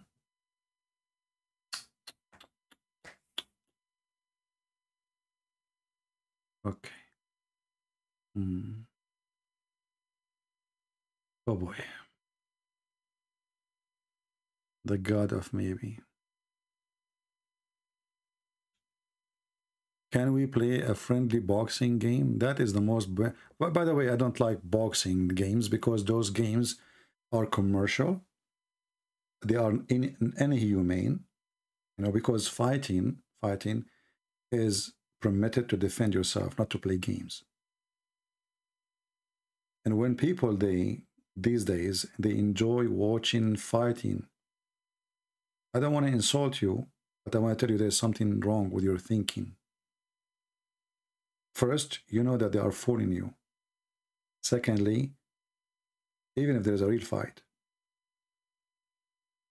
how that is a joy for you. I believe this kind of a sport is not a sport because it is all for money. You know, when people used to do sport, sport is for health, to keep your body fit physically. But today's sport is something disgusting and shameful. It's a commercial. It's people getting paid to play sport, and people pay to watch what is called a sport, which means in reality there's no sport at all. And there's a team, and then this team buy this player, and tomorrow this player is sold to a different team. What the heck is that? People are fool and mad. That's why I never watch those things. You want to learn how to fight? Go train yourself. Good. You know, very good. Keep your physique in good shape. But this is not a sport, my friend. This is against even the Bible. This is against the teaching of God. Because people beating each other just to make money. And there's people enjoying the pain of somebody. Maybe he need money. He go in the stage to be beaten by somebody because he need the money. This is evil, actually. But if you go in a fight, you defend yourself, okay, fight, this is a fight. You want to train yourself, you go join the army. Otherwise, everything else there, you know, is just an stupidity. Same as the football and soccer and those stuff. It is filthy disgusting. And not only that, you go and you watch in the stadium, you'll find people beating each other like they lose their mind. Literally, they lose their mind. Satan is there. You notice that those people who go to watch in a stadium, they are obsessed. They have a demon inside them. They start beating each other, burning the stadium. Even they use knives. What happened to the human being? I have respect to animals, but I'm losing my respect to the human. You know, animal, when he killed a lion, he killed to eat. When he done eating, he don't kill no more. When he's done, he killed the deer, right? Then he walked next to the deer and he's done. Human being, he killed for no reason. He killed to kill. He killed for fun. He enjoy violence. And those people who they are like that, they are demonic, satanic. A person is willing to beat a person for the sake of a stupid ball. How demonic you are. How mental.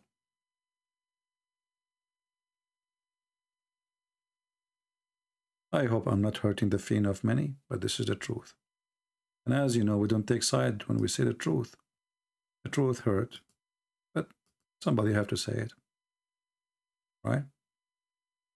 Anyway, I want to say thank you guys for being here.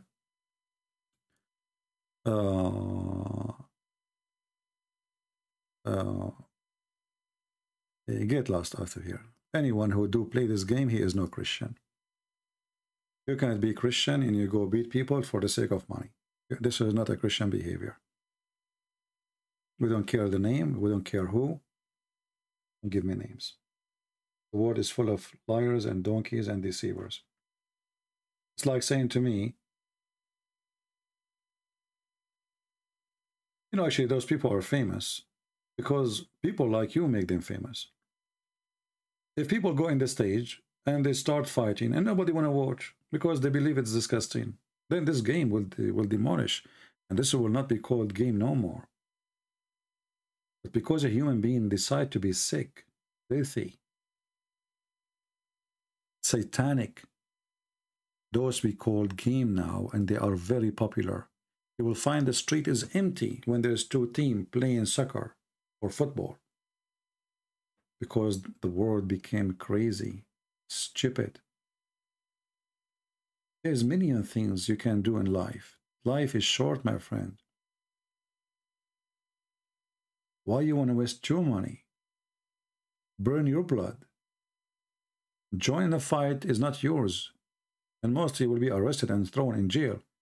And those who play, they are the rich, who make millions from your pocket. And the stupid you make them rich.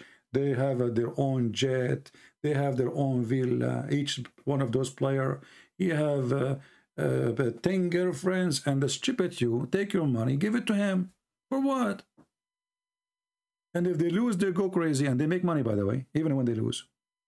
They make money even from the t-shirt they wear, from the underwear they wear, from the sport shoes they wear. Even the car they drive, it's a commercial gift. But the poor you, who hardly can afford to make living, you go and give your money to those thieves. I saw in the news that what this guy's name, Muhammad Salah. Muhammad Salah was escorted by the police because the crowd from Senegal was throwing balls. And what the heck is that? What happened to the people?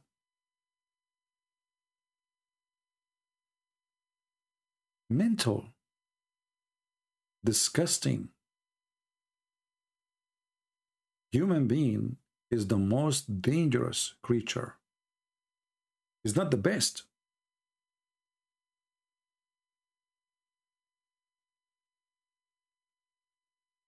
This is the truth. Human being is not the best. He is the worst. But he claimed to be the best. But the second you ask how in the world he is the best, in a serious way, you will find that you are really lying to yourself. It's like Islam, you know, Islam, like Muhammad, he killed everybody around him, and then they say he was sent as a mercy. This is how the world thinks today. The guy, he killed everybody around him. He raped everybody around him, even his own son, wife, he took her. But he was sent as a mercy. And Islam means peace. I mean, today, the day before, every day there's an attack made by terrorists. Go check in Israel what happened just today, and the day before, and the day before. But you will find people go on TV and they are leaders, presidents, say to you, Islam is peace. This is exactly how a human being is disgusting. They lost their dignity, their honesty. They kill each other for money. They make even killing each other a game. Even war is a game. You see, even when they go in war, they are trying to prove that their weapon is the best, so people will buy it. So they are willing to sacrifice a bunch of millions just for a war game, so the big companies make money.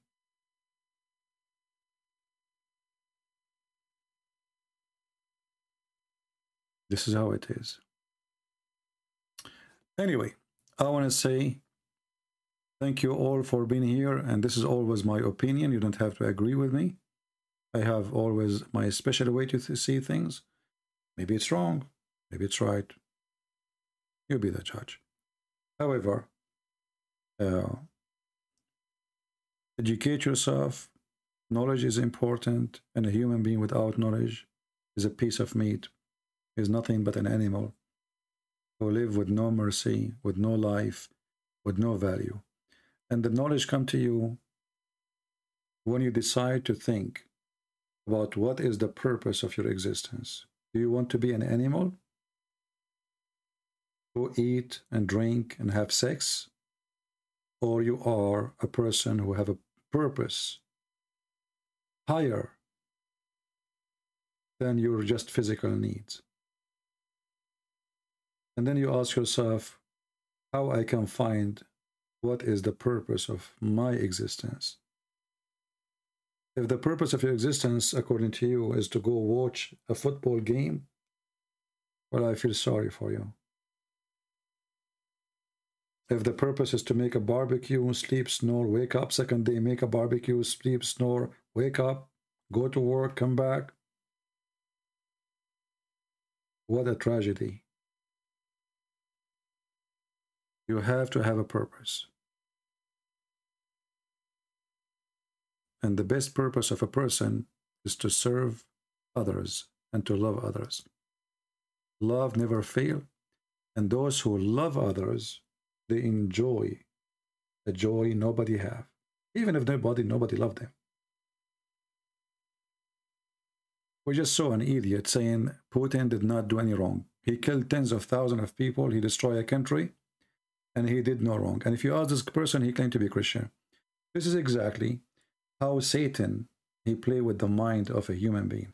Those people, they side with government. They don't side with the truth. You see how disgusting a human being is? I'm just telling you an example. Putin did nothing wrong. He just posted. So shitting the houses of a human being, women, children, 4 million left their houses because they don't have houses no more. He did nothing wrong. I mean, it's just 4 million. Is that wrong? There's many they claim to be Christians. They are the most disgusting creatures ever. They are worse than Muhammad. Anyone he take aside with the criminal and killer, doesn't matter who is he. America, Europe, Africa, Asia, doesn't matter. When you side with the killer, you are a filthy killer. And you are demonic. And you know what? I pray to the Lord that those who have a joy in their heart for killing others, they themselves, they will punish severely based on their wish.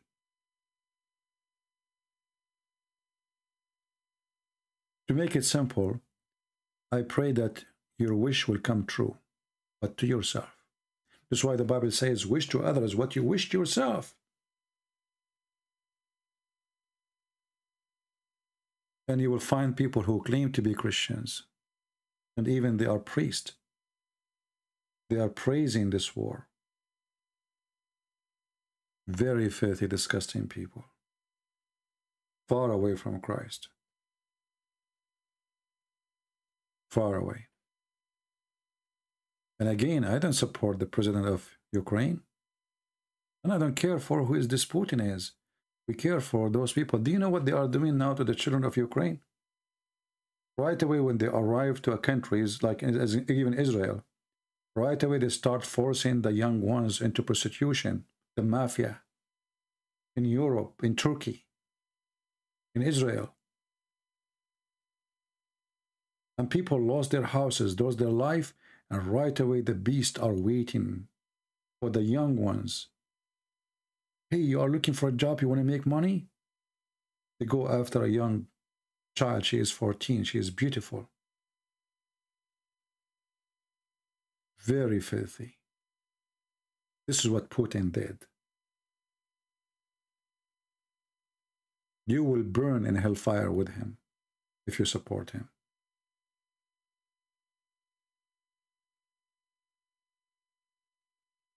Thank you all for being here. And again, take no side, accept the truth. A true Christian will never rejoice for killing Christians and even Muslims. As simple as that. Whoever rejoices for assaulting cities and towns and villages, he is no Christian. Doesn't matter who is he. And doesn't matter what nation he's assaulting. It doesn't matter if they are Christians or not Christians. Criminals are criminals, and they will burn in hell. Thank you all for being here, and I hope soon we will be back live on air. And again, thank you for those who support the poor and the needy in Ukraine. I really am happy to have a great family like you who care to support. And you know, the Lord, he says, from their fruits you will know them. And remember, if you want to donate to Ukraine, don't donate to me. The donation you send to Ukraine, they have different account. And we post it many times. But don't donate to me. This is not, if you make donation to me, it's not going to go to Ukraine. They have an account in YouTube. And they have a title, they have a name. All right? Actually, let me show you their account. This is their account. It's called Charitable Organization Healthy Youth. Now, the name maybe is strange for you because the original name is in Ukrainian, you know. So if you want to donate, you donate to them in case you want to support Ukraine. Don't send me donation to me, all right? To them. Because the money will go to the church directly there, and they are the one who is giving food. I'm not giving food to anyone. All right? So I'm really happy. Like now we have 308. Now maybe the number is small, but I mean, this is a great. 308 people, they decide to help those poor people who they are in bad need. Wonderful. And I hope the number will increase.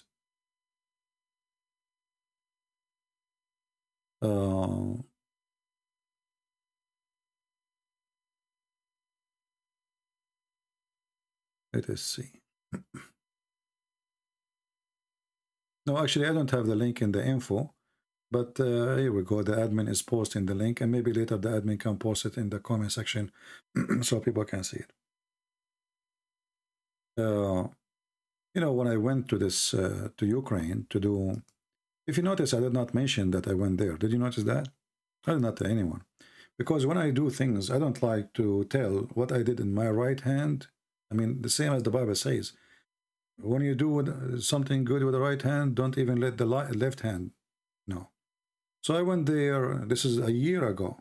I never mentioned ever that I went there. I did seminars.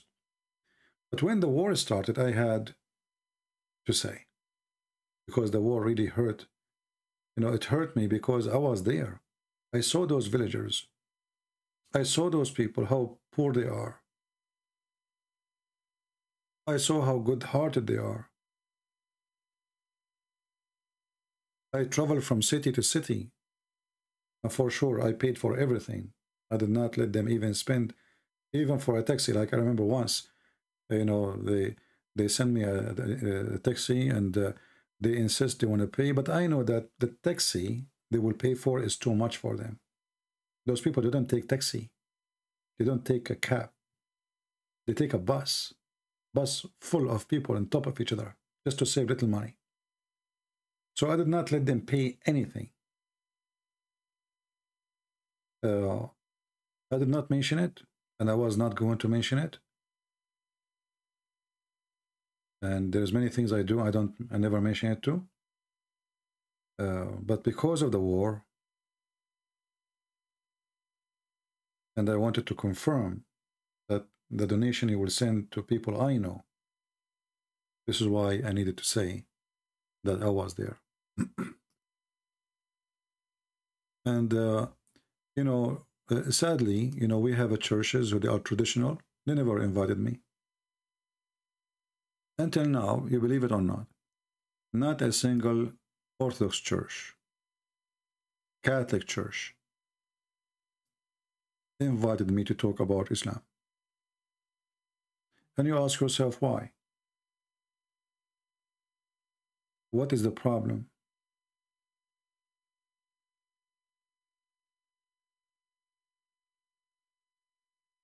When I was in Ukraine, I spoke to an Orthodox priest.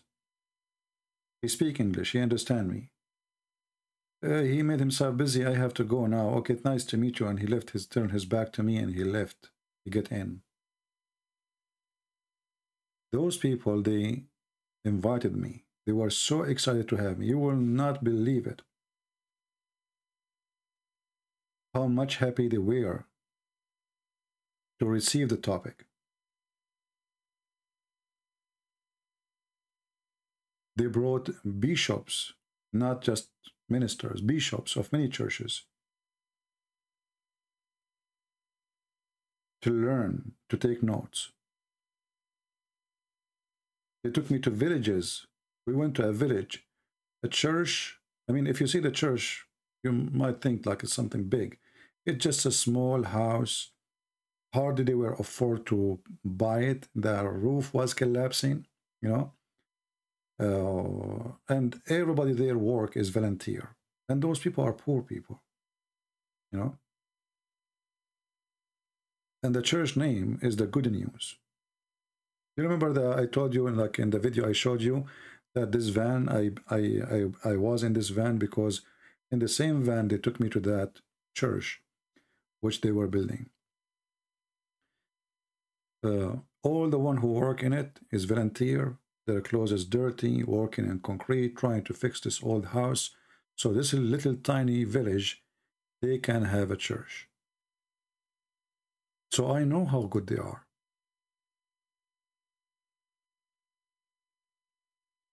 As the Lord, he said,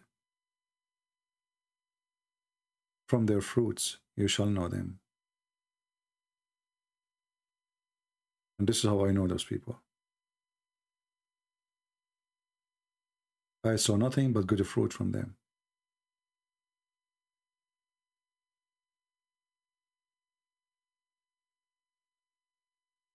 Anyway, and maybe in the future I will go there, but I don't know. I mean, I think I do not need to go again because the trip is costly, the trip is long, and now we have our books translated to Russian. They were so happy to, because we printed our books in Russian language, and we gave it to them for free. Printed, not the PDF file. You know, we gave them books in Russian language. And actually, one professor in a Christian university there mentioned this person I met in person, you know, this professor. So this professor was talking about Islam, and then one of the students, he said, you should watch Christian Prince videos. That professor, he was shocked. He said, I never thought that I would hear from one of my students about you. You know? So we are reaching to all over. We are reaching to Russia. We are reaching. This is why translation of the books is so important. You know? And this is why, you know, when we speak now about the war, we are not against the Russian. I will never be against the Russian. I love the Russian people. Always, I really have a special place for them. My fear is that when the war happened, Christians, they will start hating each other. War will bring hate, revenge. What you want to say to a Christian kid, a Ukrainian kid, his father was killed by a Russian soldier. You tell him, love the Russian. How we can do that? You see why this war make me angry? We should be one family. Instead of bombing each other, we should be building houses for each other. This is why those who support such a war, they are doing evil. Regardless if you agree with the government or not. Because the one who get killed is not the president. Those people always, they will have a nice place to live. Everybody will welcome them. Actually, soon, my book will be in Hindi language. I don't know which language is that. Will be published it too.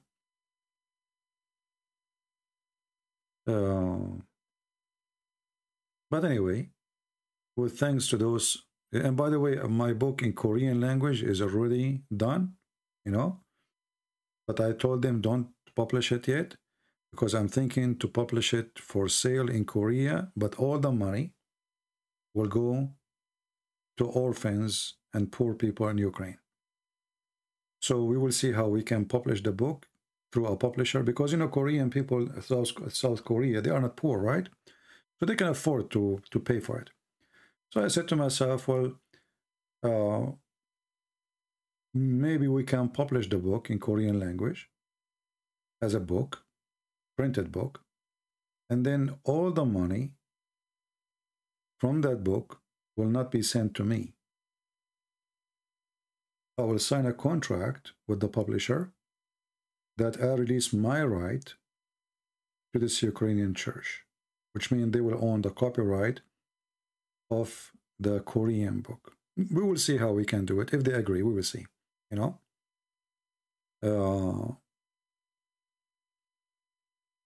Yeah, this is why, because they can afford it. So it's good to, you know, they will pay for it. We will not make it expensive anyway. So, you know, we can help those poor people in Korea. Otherwise, I was planning to give it for free. But it's just another way, you know, to give some support to those people, if I can. Anyway, I want to say thank you guys for being here. I really appreciate all of you, and please forgive me when I say to one of you a word maybe I should not say, because sometimes I say words, but I don't mean to hurt you. You know, like I say idiot for somebody make a comment. Maybe you are a good person, maybe you are better than me, maybe. But this is how I am. I cannot take wrong. I speak in a natural way. I don't sugarcoat my words. And the second you say something wrong, I don't care what your name is. This is how I am. And you will see actually my admins, sometimes they take some heavy comment from me. And they are the admins working in the chat, you know. But when they do something wrong, right away I give them a shower. This is my nature. But I'm being truthful. No, this is how I am. I'm being truthful. You say something wrong, I'm over you. I don't care if you are my friend for 20 years. I will never take a side except the truth, and the truth will set you free. When you are with the truth, you fear nobody. And that will always lead your direction. Because if I start siding with this person because he's my friend, or this person, he make a donation to me, or this, like in the other day, I blocked a person. He sent me an email. He said, do you know how long I'm donating for you? I said, so? He said, how you blocked me? And he said, you said something wrong, I will block you. And please don't send me any more donation. Do you think like you are buying me because you make a donation? You make a donation to support what I do, not to treat you differently. He apologized actually, and he said, no, please, I want to keep donating and keep my name blocked. He was a nice person. But, you know, sometimes people, they, you know, they think they will have a privilege or special treatment, right? Anyway, so can we take a note that every Wednesday, 9 p.m. New York time, I will be live. And next Wednesday, if I see the number is small, look at this. We have 734. Maybe it's not a good time. I don't know. We will see. So if next week, maybe I will consider it if this is the case. You know, but I'm assuming not too many people knows. We will see. All right. But every Sunday, take a note now, every Sunday at 10:30 a.m. New York time, I will be live on air. Every Sunday in my time, New York time. You convert that to your time and you will know. So let us see how many people will be waiting Sunday morning. And by the way, it might come to the time is almost 10:30 and still you see nothing in my page. Still doesn't mean I will not come. I'm not going to set it like a day before, you know, and you will see it in the screen. Still, even if you, like now, if you open 2 hours ago, there was no broadcast. You know what I mean? All right. Yeah, but you know, the more we can have live with us is better, because then we can answer questions. Same time, you know, we want Muslims to come. You know what I mean? My friend, do you need to know where I live? I just said to you New York time. I don't know where you live. Why people they say those things to me? I don't know where you live. I just said to you 10:30 a.m. New York time. They said to me, I don't know where you live. Another person saying, what time I am in California? My friend, who cares if you are California or California? 10:30 a.m. Sunday, New York time. You live in California, you know what the time difference between you and New York. Do you want me to convert every time for everybody?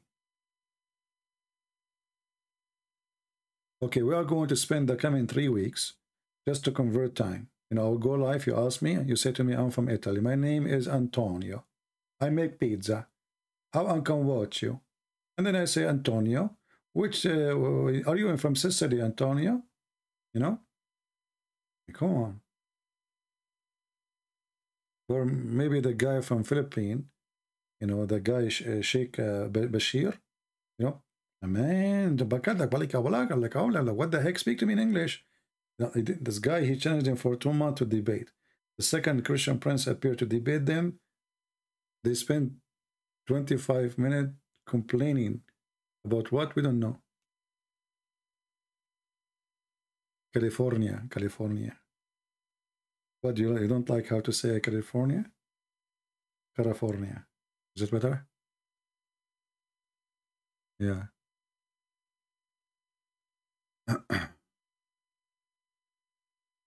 Yeah, hey, Bambino. I'm from Italy. How I can watch you, you know? Yeah. Actually, I met a person from Italy in Romania when I was in Romania. At that time, we have a Trump as a president. So then I was sitting like in the bench, you know, we are waiting for a bus. And he said to me, so where are you from? I said, from USA. He said, yeah, you have a racist president. I gave him a shower. You should see the guy. I gave him a shower. Almost he had poo-poo in his pant. He thought I'm going to kill him, honestly. But I was not. I was just like, you know, talking to him with no mercy. He said, if I go to your country, I said, why he is a racist? He said, he closed the border. He's building a wall. So I go to Italy right now and I don't have papers, don't have visa. What do you do? What your country would do? He says, they will kick you out. I said, oh, you are racist then. You Italian are racist, don't you? Pizza, huh? You will kick me like a pizza. The guy, he could not understand what I'm saying. Like I said, what? He said, you just told me that if I don't have a visa and my visa is expired, you will kick me out. So Trump, he closing the wall because they don't have a visa. Potato, you know?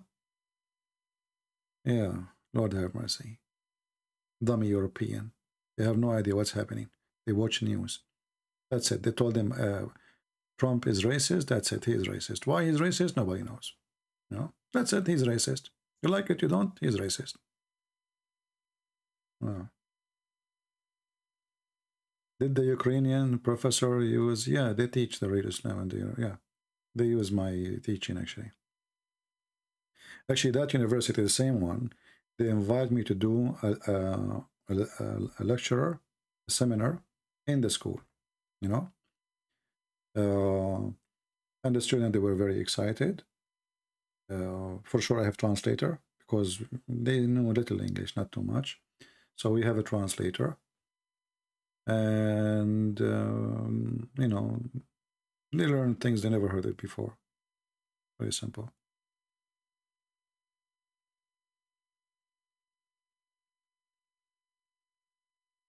Yeah, I don't change the way I talk. This is why when I go sometime to churches, you know, like as an example, when I did seminars in the Philippines, I remember once the minister, he was terrified. So he started presenting me. He said, today we have a brother who, you know, he is very, very knowledgeable about Islam. He's a scholar in Islam, but he speaks in different way. And it's not like a normal average person, you know.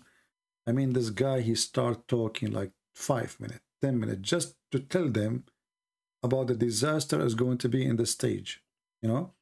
And I was afraid people would start leaving because what the heck? I mean, this guy is presenting who exactly? I mean, you scared the hell out of them.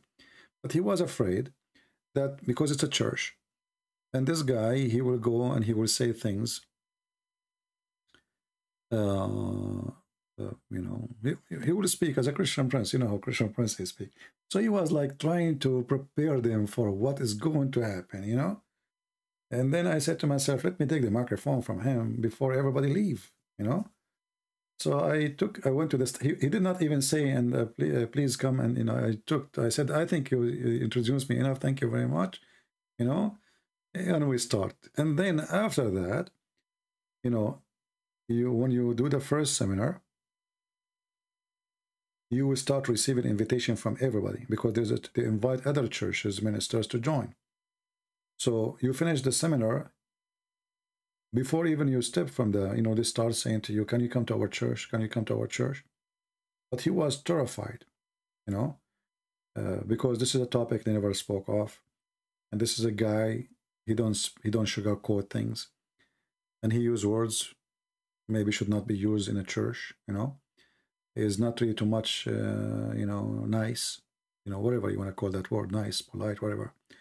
Anyway, but anyways, so anyway, like after the seminar, people, they were dying from laughing. It was like the best comedy ever they had. They, you know, they use, like, every church, they have like a big room either for festivals or basketball or whatever, you know, activities. They use this place for the event in the church for the occasion, for the seminar. So we start, like, half the chairs are full, half the hall is full, and then they start texting each other. You know, like, you know Filipinos. I don't know how many of you are Filipinos here. I mean, the text machine is starting, and then people, they start pouring from everywhere, and then the door are booked. You cannot even find a place. There is a stadium. All the chairs around are full. Not only the ground where they have the chairs. There's a chairs where, like, it's a stadium for basketball. And then when I'm done, they don't want me to leave, you know. But it was the best comedy ever. Very, very funny. Yeah, the guy, he went. One of them, he almost, you know, have a heart attack. Yeah, and, you know, when you do those seminars, you see a lot of funny stuff. And like once, after I finished a seminar, there's two girls, they came, and I was shaking hands with people, and then two of them, they were talking to each other, and they are hesitating to talk to me or not. I saw them. So I said, so how I can help you? She said, I have a question. I said, sure. I said, are you Christian Prince?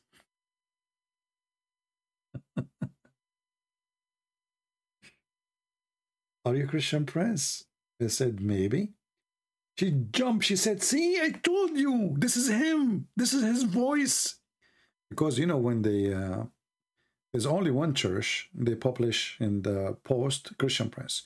The rest of the churches, they never say Christian Prince. So she told the other girl that this is a Christian Prince. The other girl, she said, no, I don't think so. And then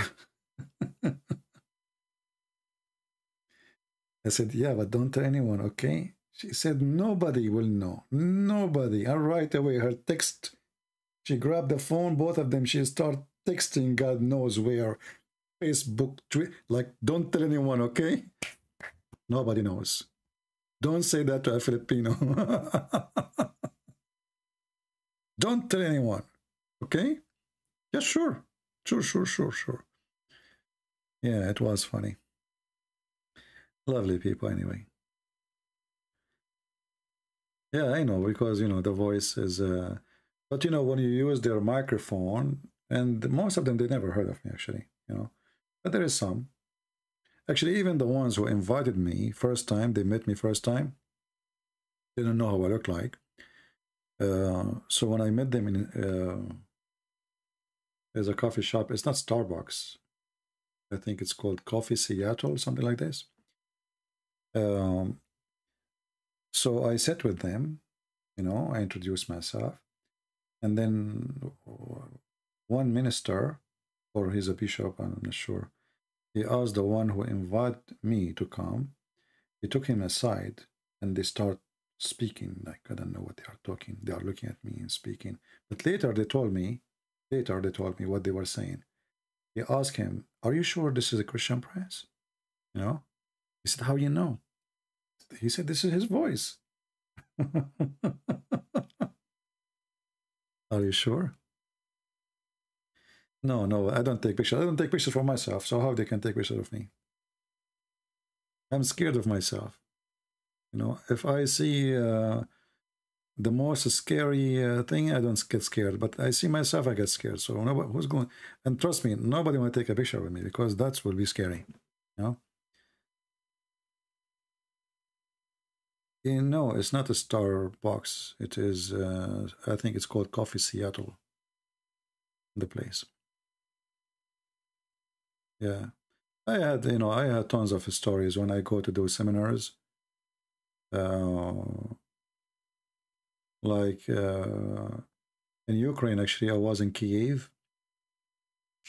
And then, you know, I met with some people, and, you know, the topic right away come because there's a lot of Muslims, you know, they come as tourists to Kiev, and they come to Ukraine for sure, for one reason, you know, they come, there's prostitution, you know, as in many European countries, and many Asian and Middle Eastern, anyway, prostitution is a business. So, you know, we're talking about Islam, and then the person I'm talking to, he said, oh, sounds like you know a lot about the topic. I said, I'm learning. He said, you learn from who? Can you give me like where I can read, where I can, you know, where I can watch videos? So imagine, guys, I could not even tell him go and watch Christian Prince videos.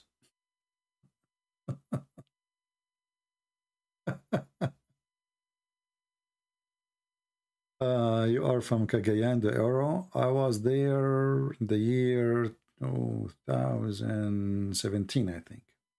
17, 16, I forgot really. Yeah. And I went to Cagayan de Oro. Right away, you arrive in the airport, you see a mosque in the airport. And everybody in the airport work there is Muslims. Hijab, there's a sheikh. You know, you can tell that territory is controlled by Muslims. You know, there's an airport. I don't know if it belonged to Cagayan de Oro as an airport because we had to drive for some time. But in the airport itself, in the corner, when you enter the entrance, if you are from there, I'm sure you can confirm, there's a mosque right away. And then after like 500 meters away from the airport, I saw the flag of ISIS.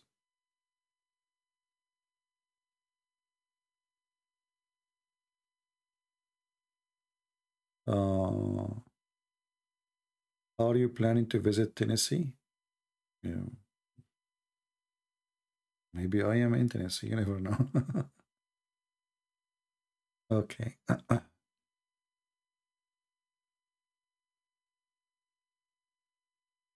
Let's see.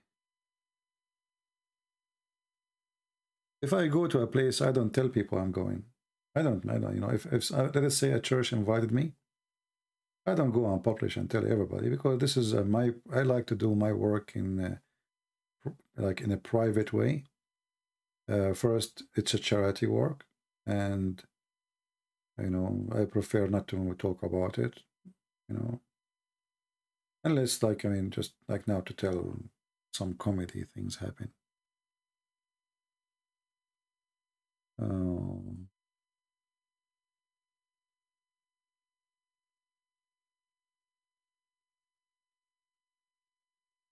Do you ever come to Indonesia, Malaysia, or Thailand? I've been in Thailand.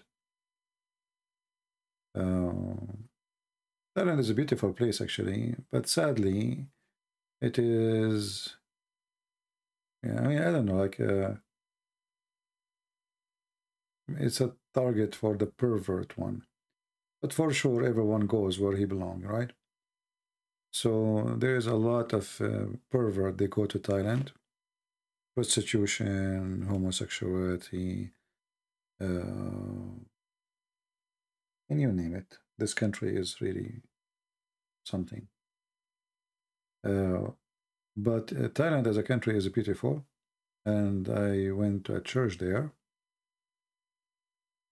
But the Christian community there is a small community still. It's a growing, you know, it's growing good actually. They are doing good, but they are still a small community.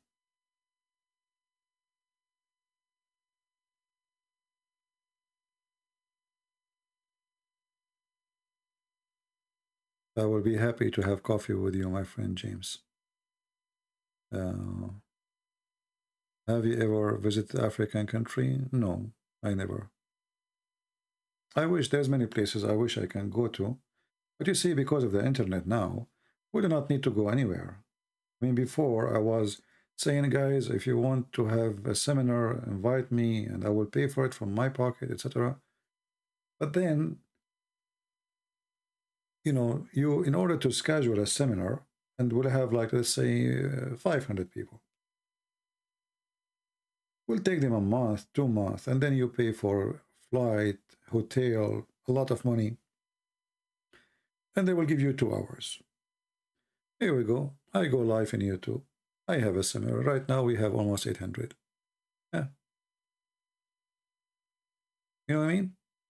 The internet changed everything. Before you have to be there physically. And before, not long time ago, I tried to make a TV station. I don't know how many of you know that. Because there was no YouTube like now. I mean, you cannot go live and etc. So the only way I thought about it, we can make maybe a satellite TV station. But then when we found out how much the cost is, and nobody really support, very few people, you know, they support the idea. So we could not make it. But then when YouTube come and internet become faster, then, okay, we can go live, you know, and we'll need TV station anyway. See, these days, nobody watch TV station, right? Nobody. Everything is in the internet. People, they do shopping in the internet, they get married in the internet, they get divorced in the internet. You name it. Right?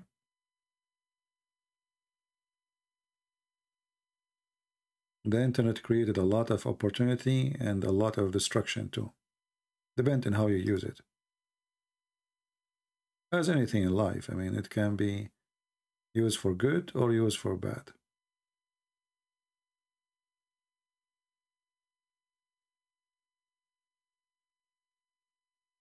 You should go on radio. I don't think radio is a good thing. I think what we do here is better. Why? Because here I can show you reference. You know what I mean? If I say in radio, and I'm just deleting my ability to share with you the most important thing in what we do, which is the reference.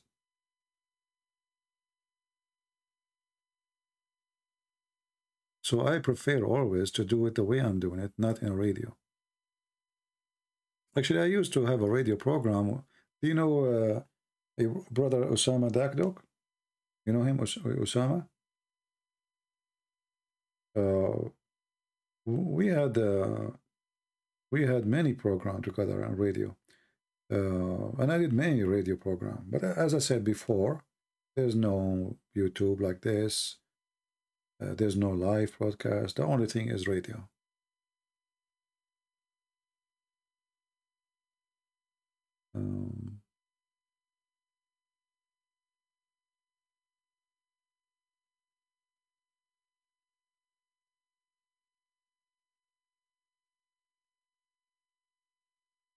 Yeah, first time I met with Osama Dakdok, it was very funny.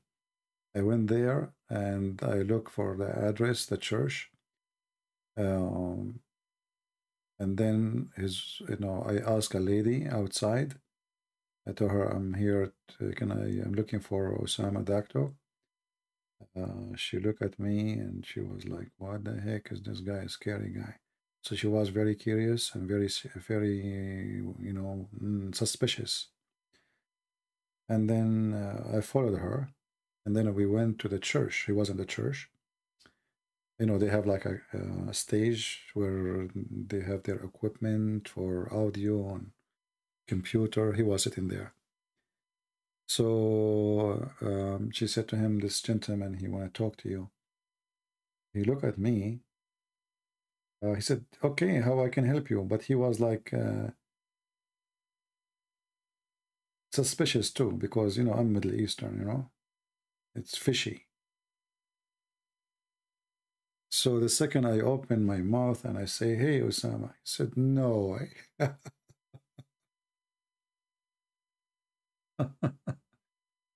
He said, if I see you for 1,000 years, I will never imagine that this is the person who I hear his voice. No way. This is you?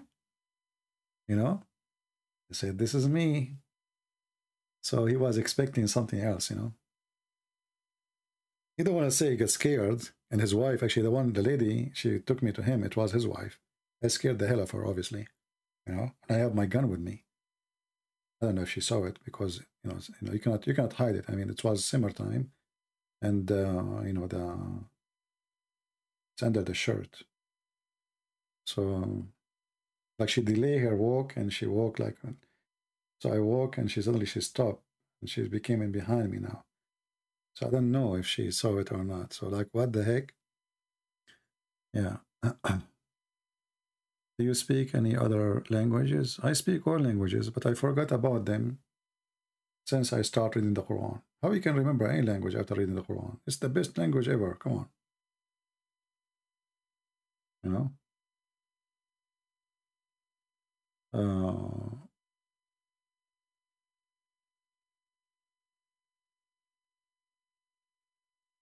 No, you know, I look serious. I look very serious, and I look like, you know, like a mafia guy. You know, exactly. You see those like Italian mafia movies. You know, exactly. I used to go in the elevator, and you know, like, and I say good morning, nobody answer me. But sometimes look is deceiving, right? I mean, some people you think they look like criminals, but maybe they are the kindest people ever, you know, you met, or they are very peaceful. I cannot say I'm the kindest or the peaceful one, but you know the thing. Will you ever translate your book to language of the birds? For sure, it's very easy. See, here we go. I mean, if Allah can send Morse, you know, He sent Quran as a sound of a bell, I cannot make my book in bird language. Hello. Oh,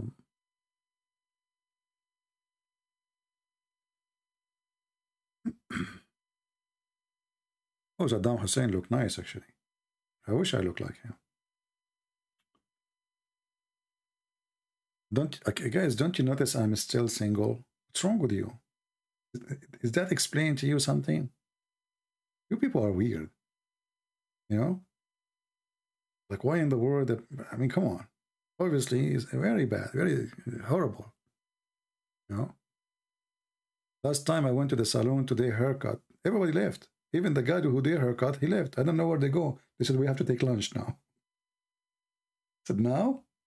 I was waiting for those 2 hours, you know? What do you mean, now? Everybody is gone. They said, you know, it's lunchtime, you know? So, okay, well, take care.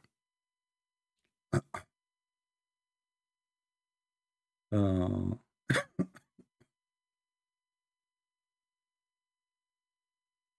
are learning the language of the dinosaur. But if you are a dinosaur, why you are learning the language of the dinosaur? I'm not getting the joke, my friend. I thought you are a dinosaur yourself. Anyway. You know, it's good to have a conversation out of the garbage of Muhammad, right? Just for fun. Maybe one day, you know, we can meet with some Christians, have just coffee, and it will be beautiful, isn't it? But, you know, due to the nature of what we do, it's not easy to do it.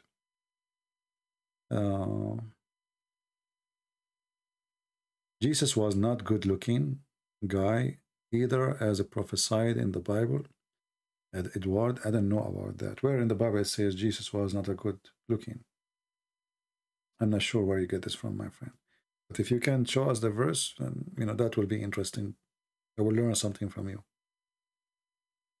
Uh,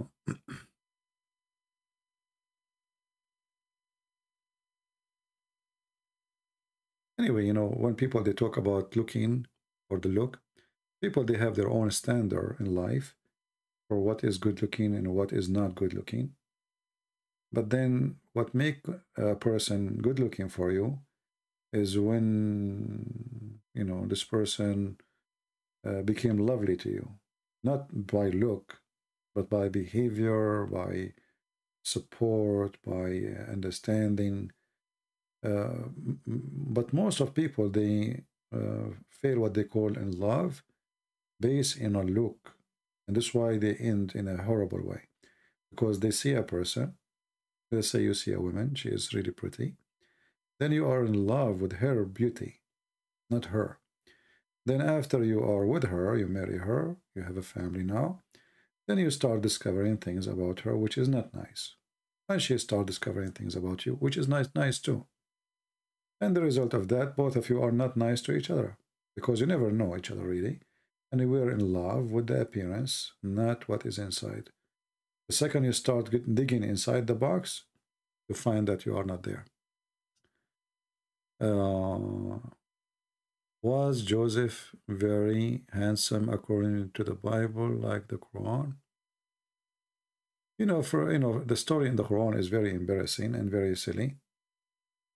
But I believe they have a root of those stories. Always Muhammad, he takes things, most of his things, he took it from the Jews and the Jewish tradition, not Jewish biblical. What is the good response when Muslims they say Jesus claimed to be a prophet in Luke 4:24?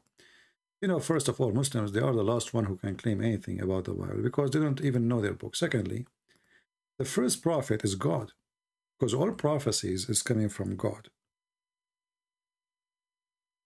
Just think about it a little bit deep, you know. When I say I'm a prophet, who is the one who gave me the prophecy to prophesy it? God. So God is the only prophet. The rest, you know, they are prophets who deliver the prophecy, but they are not really the one who prophesied. I don't know if what I'm saying is clear to you or not, but there is a person, he learned, as an example, to be a doctor. By what? By studying. Studying books of who? Of people who wrote the books before him, for him. Those are the professor. So the doctor who became a doctor, he did not really become a doctor. He became a learning person from people who taught him, right? In case of Jesus, Jesus was called a prophet. He was called master. He was called Lord God. But when Jesus, he says no prophet is accepted in his hometown or etc., he has given you an example that anyone who come with the news is not welcome in his hometown. But Jesus is a prophet and Jesus is God in the same time. For the only one, even the Quran says that when Jesus, he is born, he did not need Jibreel to come and teach him. Muhammad, he have 40 years waiting time. He become a very old, 40 years is not a kid. He become an old man, grown man, mature man. And then at the age of 40, he start receiving verses. In the Quran, Jesus was born with the knowledge. Then if the Muslim, they say to you that Jesus was a prophet, then why the prophet did not receive knowledge like every prophet?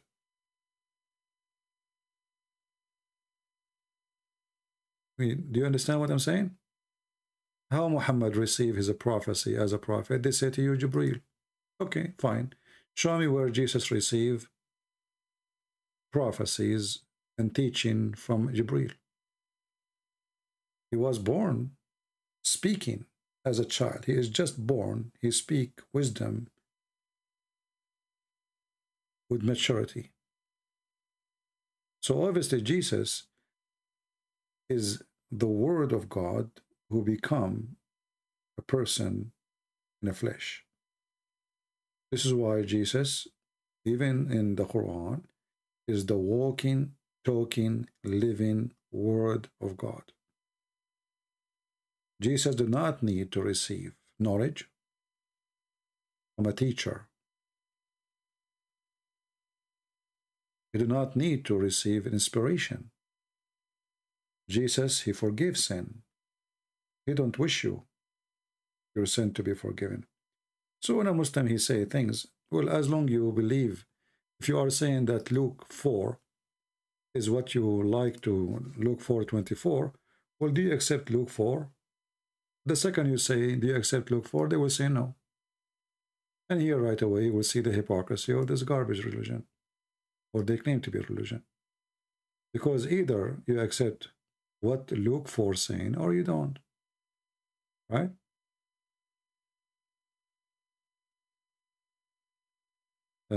Isn't it in Luke 4, the devil, he took Jesus to the high mountains and showed him the kingdom of the world, and he said to him, all this authority will be given to you, and their glory, if you worship before me, etc. So, what Jesus said to him, proving who is he. He said to him, get behind me, Satan, for it's written, you shall worship the Lord your God, and him only you shall serve. And then isn't it Thomas who said to Jesus, he worshiped him, and he said, my Lord, my God? Muslims are hypocrite people, right? And then when Satan, the same chapter, he said to him, well, if you are the Son of God, throw yourself down from here. So is it possible that the Muslim, they did read the chapter, Luke chapter 4, and they went all the way to 24, but they did not see verse number 9 or 10? You know what I mean? I mean, here it says that if you claim to be the Son of God, we'll do this. Let us see how the angels will, I mean, it's a mockery. It's a joke what Muslims, they say. But here, sometimes you ask yourself the question, why a Christian person, he need even me to tell him how to answer? Well, you don't go and read the chapter, my friend. It's easy. The whole chapter saying to you who is Jesus. So when Satan, he tried to tempt, to tempt Jesus, what Jesus said to him? It has been written, it has been said, you shall not tempt the Lord your God. So he said to Satan, you are trying to tempt me. I am your Lord. I am your God.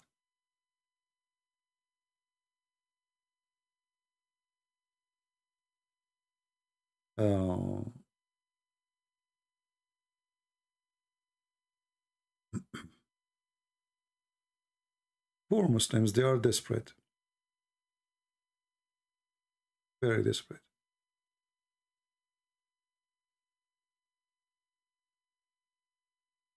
Any other question?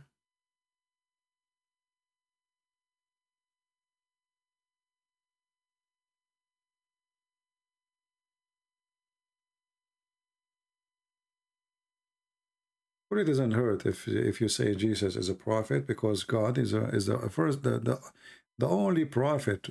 The only prophet is God. For all prophecy is coming from God. So Jesus can be prophet, can be the master, can be the teacher, can be the Lord. He is the good shepherd. He is good, for God is good. All those names, they belong to Jesus. Why not?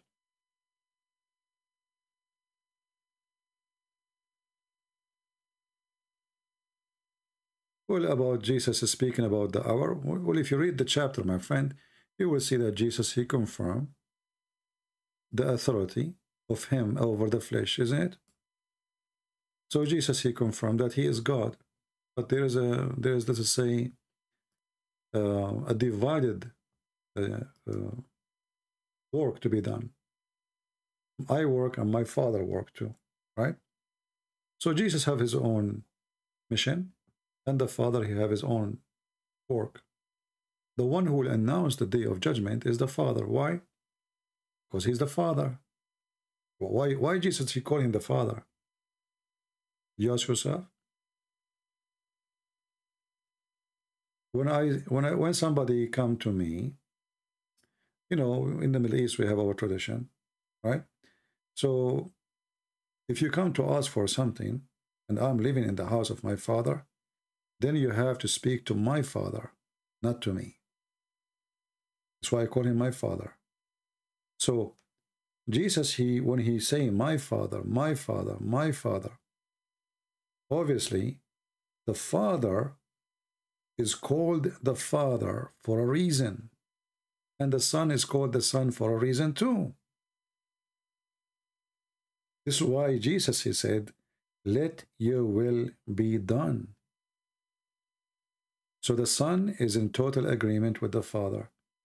So when Jesus says, I've been given the authority over the flesh, it's given to him by who? From the Father.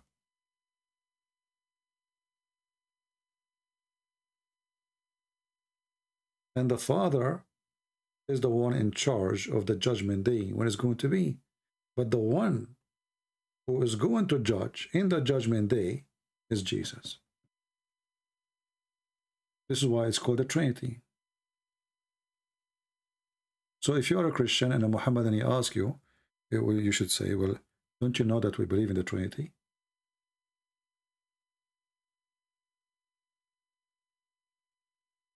Right? And how come the Muslim, they see, again, they see the whole, they don't, I mean, they read the whole chapter, but they skip the whole chapter, they go to one verse. If you read the chapter, you will see Jesus tell them exactly what will happen before the judgment day. So what Jesus is saying, that nobody won't know when it's going to be, for two reasons actually. Number one, you remember the story of Sodom and Gomorrah? Remember the story? You remember the story in the Old Testament when it says, if there is, 10 righteous people, are you going to destroy a city? Do you remember? So if there is only 10 righteous people, God will not destroy the city. So here we understand that the judgment day is going to come when there is no righteous left. So it is us who make it come fast or make it go slow. The more or the less, let us say, righteous people we have, the faster judgment day will come. So if you go there, you will see Jesus saying to them, as an example, when the following days they come, when a person, he deliver a person, a brother, he deliver a brother. When you see false Christ, false prophets shall rise, seduce, etc., seduce even the elect one, even the Christians, when you see those days of a tribulation, the sun shall be darkened and the moon shall not be given its light. So Jesus, obviously, he knew what the judgment day is, but the announcement of the judgment day is in the hand of the Father. So when all of those things happen, when the stars of heaven shall fall, and the power of heaven shall be broken, shaken, which means everything you used to have, the nature you used to have, is in collapse. The system is collapsing. Then they shall see the Son of Man coming in the cloud with the great power and glory. How come the Muslim did not see that? Where Jesus coming from? He's coming from the heaven in the cloud with the power and the glory. But God is only one who have a glory. And then you will see, and he then shall he send his angels Jesus will send his angels. How come the Muslim did not see that? And the story continue, you know? So when Jesus says he will send his angels, who is Jesus then? What he is saying? If I say I will send you my angels, that's mean I am the one who own those angels, or has created them, and those angels belong to me, and I am the one who have the command on them. Did I answer you?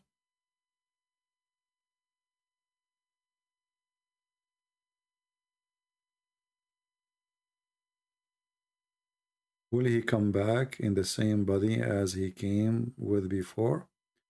Well, you know, for me, I don't really question how the Lord will come, because I think the second coming of Christ will be different. He will come as a, you know, as a judge. He will punish. He will be, I mean, the same person, but different attitude, because your time is up. You know what I mean? So, however he come,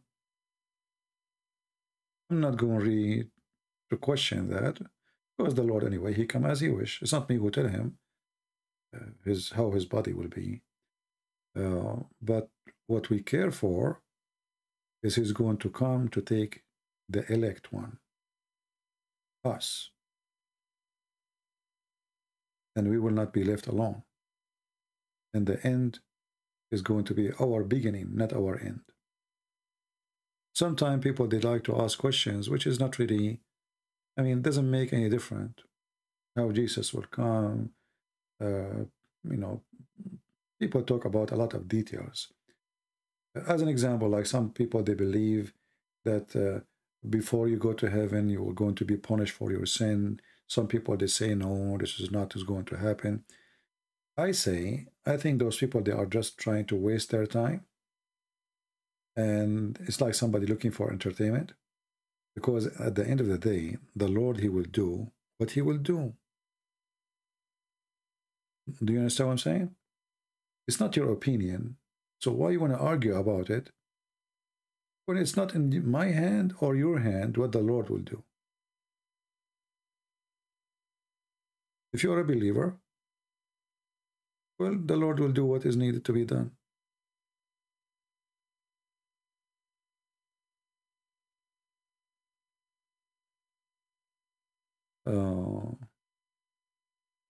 How you will know the people from the Antichrist? Very easy. Isn't it Jesus, he said, from their fruit you shall know them?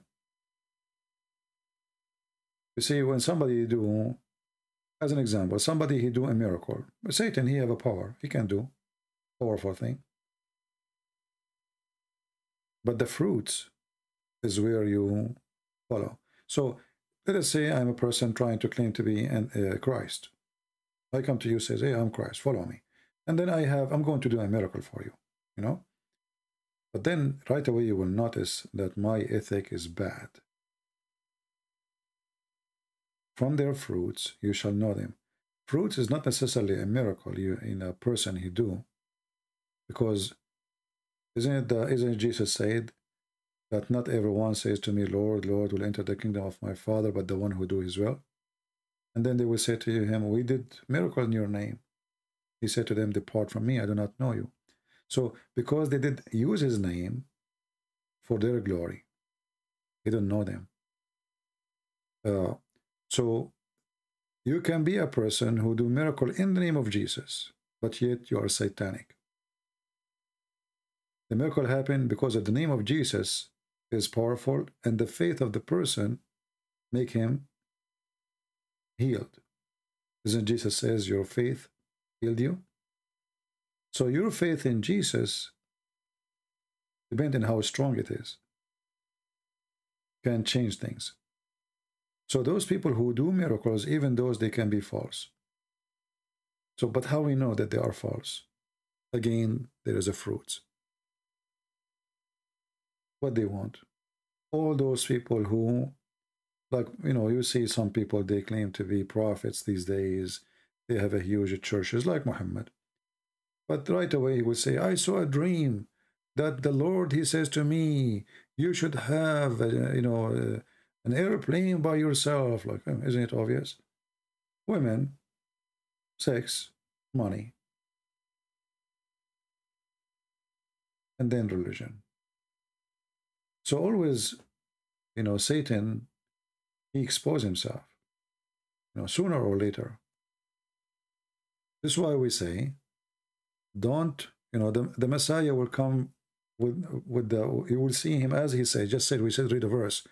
He will say with the glory of his angels in the cloud. So obviously, the false Messiah, he cannot do what the Messiah can do. You know what I mean?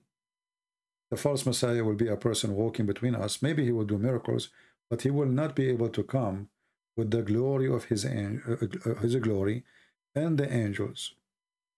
So obviously, the Messiah, he don't have a glory.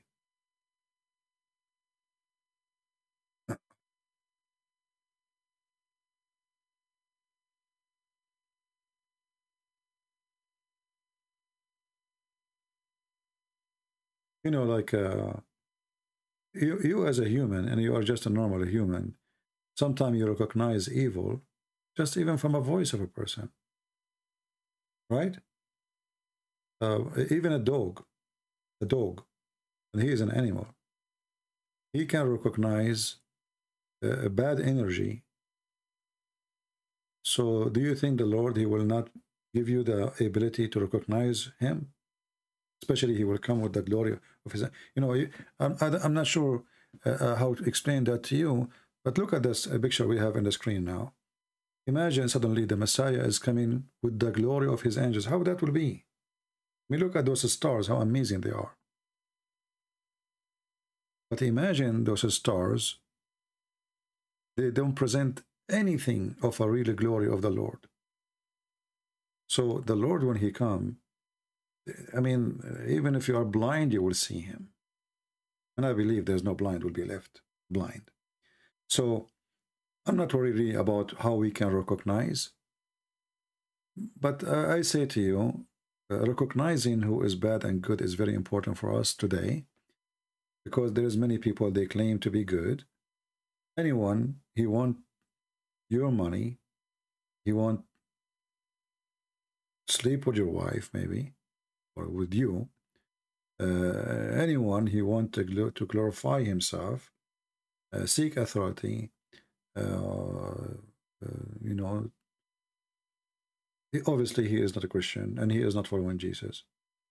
That's why Jesus, when he washed the feet of his disciple, the disciple, they were like, how we can let you do it? He said to them, if you don't let me do it, you don't belong to me.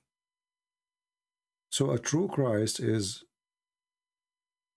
a person who is not like anyone. I never saw a deceiver,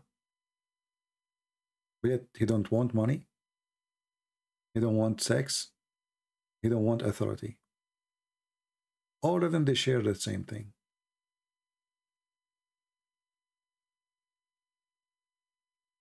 So always there is a way to find out. Imagine Christ is coming, and then he need you, he need your money. That will be a joke, isn't it? Or he's looking for some pretty girls. So there's many ways to know who Christ is.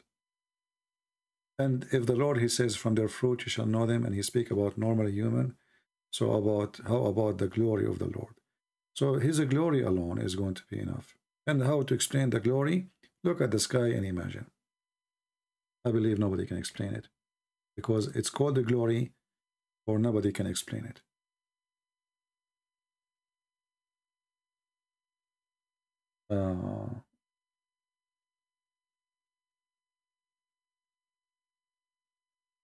Did Jesus have a biological brother? Well, some Christian scholars, they say yes, he have. But for me, I mean, who care? Because Jesus said, my brothers is those, the disciple, right?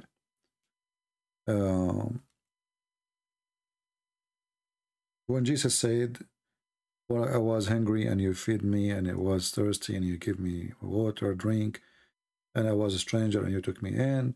And they said to him, Lord, when we did that to you, he said, when you do it to my brothers, you do it to me. So the Lord, he humbled himself really down to earth, and he called us brothers, which is really amazing. So when some people focus on things, I find that those things is not important, because it's still Jesus said, I am from above, you are from below, which means all of us from below. So let us say if Jesus have a brother, he is still from below. Jesus have a mother, she is still from below. Do you understand me?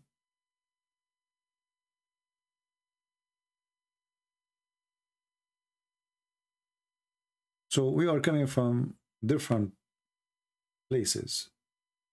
We the human, we are coming from below, coming from dust. He the Messiah, he is coming from above. So all those questions, I found them useless. It's good to ask questions so we can discuss, right? But I'm saying as a question doesn't really give you much if you know really who is Jesus. Because who cares if Jesus have brothers or not? Because still they are not really brothers. See, even when we ask any Christian, they will say to you that the genealogy of Jesus says that he is a son of David, correct? It's in the Bible. But Jesus himself, he asked the Jews, he said, what say you of Christ? Who is Christ? They said he is a son of David. He said to them, well, if he is a son of David, then how David called him my Lord? He called him a Lord and God in spirit. So biblically, the Bible keeps saying that Jesus by birth, by flesh, is born of Miriam, etc. He all the way go to David. But in reality is, even David have nothing to do with Jesus. For Jesus, before Abraham I am, he said. So David was not even born. Abraham was not born. But Jesus was there. So David belonged to Jesus, not the opposite. Do you understand my answer?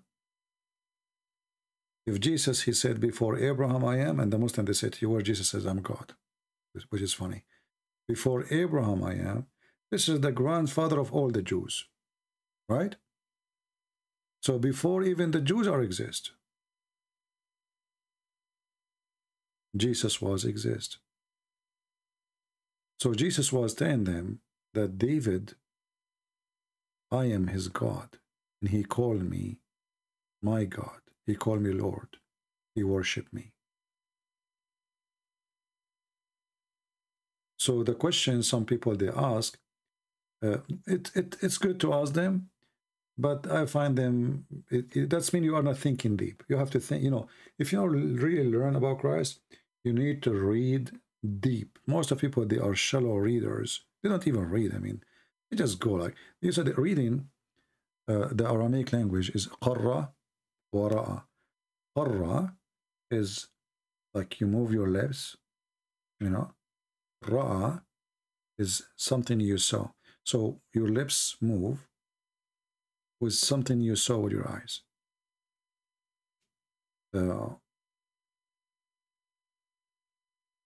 But this is just reading.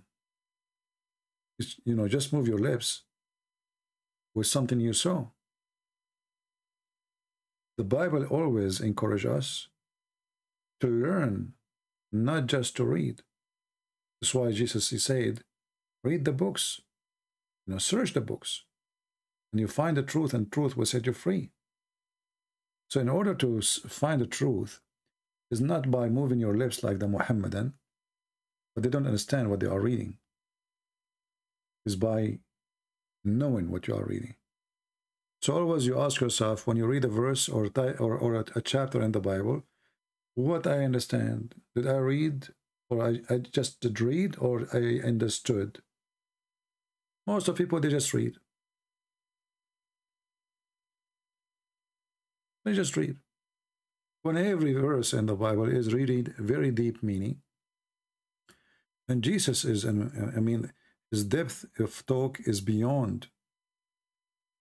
I'm not saying that because I'm a Christian. Remember, I am a Christian because I'm amazed of the way he talk. Like when you see Jesus, he says, I am from above. He said to them, you are from beneath. I am from above. You are of this world. I am not of this world. I mean, that's astonishing. That will answer all the lies when they say Jesus never said I'm God. It's like Jesus giving us a great tool to refute all the liars when they speak about Jesus. Anyway, guys, I think it's time to go. I want to say thank you all for being here. May the Lord bless you. And until we see you again, I say Christ is Lord. And we as a true believers, our fruit will be judged. Our fruit will be the judge. Christ will come as a judge, yes, but from their fruits you will be known. So even the Lord himself, he will know you by your fruit. So always be sure to be the good tree who give good fruits for your family, for your children, for your friends. Wish to yourself what to wish to others. Don't wish war to others, because wars will come to you then. You wish evil, evil will knock at your door. Thank you. God bless you. And I hope we will go live again tomorrow or the day after. We will see. Take care.